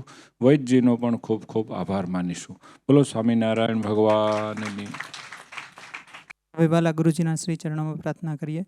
આમ સૌ કોઈને આશીર્વચન પાઠવશું. પરમ કૃપાળુ પરમાત્મા શ્રી હરિજી આજે આપણને સરસ મજાનું સ્વાસ્થ્ય વિશે ઉત્તમ જ્ઞાન આપ્યું એવા ડૉક્ટર બ્રહ્મચારી છે નામદેવજી, અને જે દીક્ષિતજી દ્વારા પ્રેરિત સંસ્થામાં આજે પોતે અગ્રેસર થઈને અનેક બાળકોને સ્વાસ્થ્ય પ્રદાન કરી રહ્યા છે, રોગથી બચાવી રહ્યા છે, સુંદર મજાની સંસ્થા ચલાવે છે. 20 જેટલા ડૉક્ટરો કાર્યકરો સાથે ખૂબ સારી સમાજની સેવા કરે છે એવા ડૉક્ટર નામદેવજીને ખૂબ ખૂબ રાજીપો આપીએ છીએ, ધન્યવાદ આપીએ છીએ. આપનો કાર્ય અમને બહુ ગમ્યું. નિસ્વાર્થ ભાવે આપ જે કાંઈ તમારે પાસે જે ભગવાને તમને આ સ્વાસ્થ્ય વિશે અભ્યાસ કરતાં જે કાંઈ અનુભૂતિ કે જ્ઞાન પ્રાપ્ત થયું છે એ તમે બધાને આપતા રહ્યો છો. યુટ્યુબ ઉપર આપણા ઘણા બધા વિડીયાઓ છે, ઘણા અમે સાંભળ્યા છે, અને એ વિડીયાઓ જ સાંભળીને અમે અમારા રસોડામાં ઘણો ફેરફાર કર્યો છે. અમે છાશ વિશે વિડીયો સાંભળ્યો, રોટલી વિશે વિડીયો સાંભળ્યો, બીજા ત્રીજા વિડીયા સાંભળ્યા, અને પછી અમે એ પ્રમાણે છાશ બનાવી નહીં, આ ભાખરી વિશે, દિવેલ, ને પછી છાશ પછી અમારા મહાત્માઓને પાતળી પડી, પણ વાંધો ન આવ્યો, આરોગ્યપ્રદ હોવાથી હજી એ પ્રમાણે છાશ ચાલે છે. દિવેલ પણ નાખે છે સંતો. આપણાથી ઘણા બધા અમે પ્રભાવિત છીએ, અને ઘણું બધું તમારું જ્ઞાન અમે અમલમાં મૂકેલું છે. અને ઘણા સમયથી અમારી ઈચ્છા એવી હતી કે તમે કુંડળ આવીને અમારા જે બધા શ્રોતાઓ છે રોજિંદી કથાના, એમને તમારા જ્ઞાનથી વાકેફ કરો. તો આજે તમે ખૂબ ખૂબ આ સંસ્થા ઉપર, અમારા બધા ભક્તો ઉપર કૃપા કરી અહીંયા આવીને આપે આપના અનુભવોને શેર કર્યા. એ બદલ અમારો ખૂબ ખૂબ રાજીપો છે. ભગવાન શ્રી હરિ તમને સદૈવ બધાની સેવા કરવાનું બળ આપે એવી પરમાત્માને પ્રાર્થના કરીએ. હજી પણ અવારનવાર આપણે કાંઈક આવો લાભ લેતા રહેશું, એ જ અમારી શુભેચ્છા છે. જય સ્વામિનારાયણ. ખૂબ સરસ વાલા ભક્તો. અંતમાં ડૉક્ટર નામદેવજીને વિનંતી કરીએ કે વાલા ગુરુજી પાસે તેઓ પધારશે અને ગુરુજી તેમને રાજીપા સ્વરૂપે ભેટ આપશે. હરે કૃષ્ણ મહારાજની જય. આ છે ગંગાજળ છે ત્રિવેણીનું, અને આ એની ગૌશાળાનું આ ઘી છે, અને આ છે સ્ટ્રેચર. એને ખંજોળ્યું કે આપણી હાદી ભાષા. આ શું છે ભાઈ? અચ્છા, પ્રસાદ છે. તેમની સાથે આવેલા એવા ડૉક્ટર ગોપાલભાઈ કાપડિયા, તેમને પણ વિનંતી કરું ખૂબ આનંદ આવશો અને ગુરુજી પાસે આવી રાજીપો પ્રાપ્ત કરશો. ડૉક્ટર ગોપાલભાઈ કાપડિયા. જય સ્વામી ગોપાલભાઈ. ગોપાલભાઈ, તમે કંઈ લાભ આપો છો પ્રવચન? જય સ્વામી. લો ગોપાલભાઈ, માઇક આપો ને. સમસ્ત સંતોના શ્રી ચરણોમાં વર્ણન.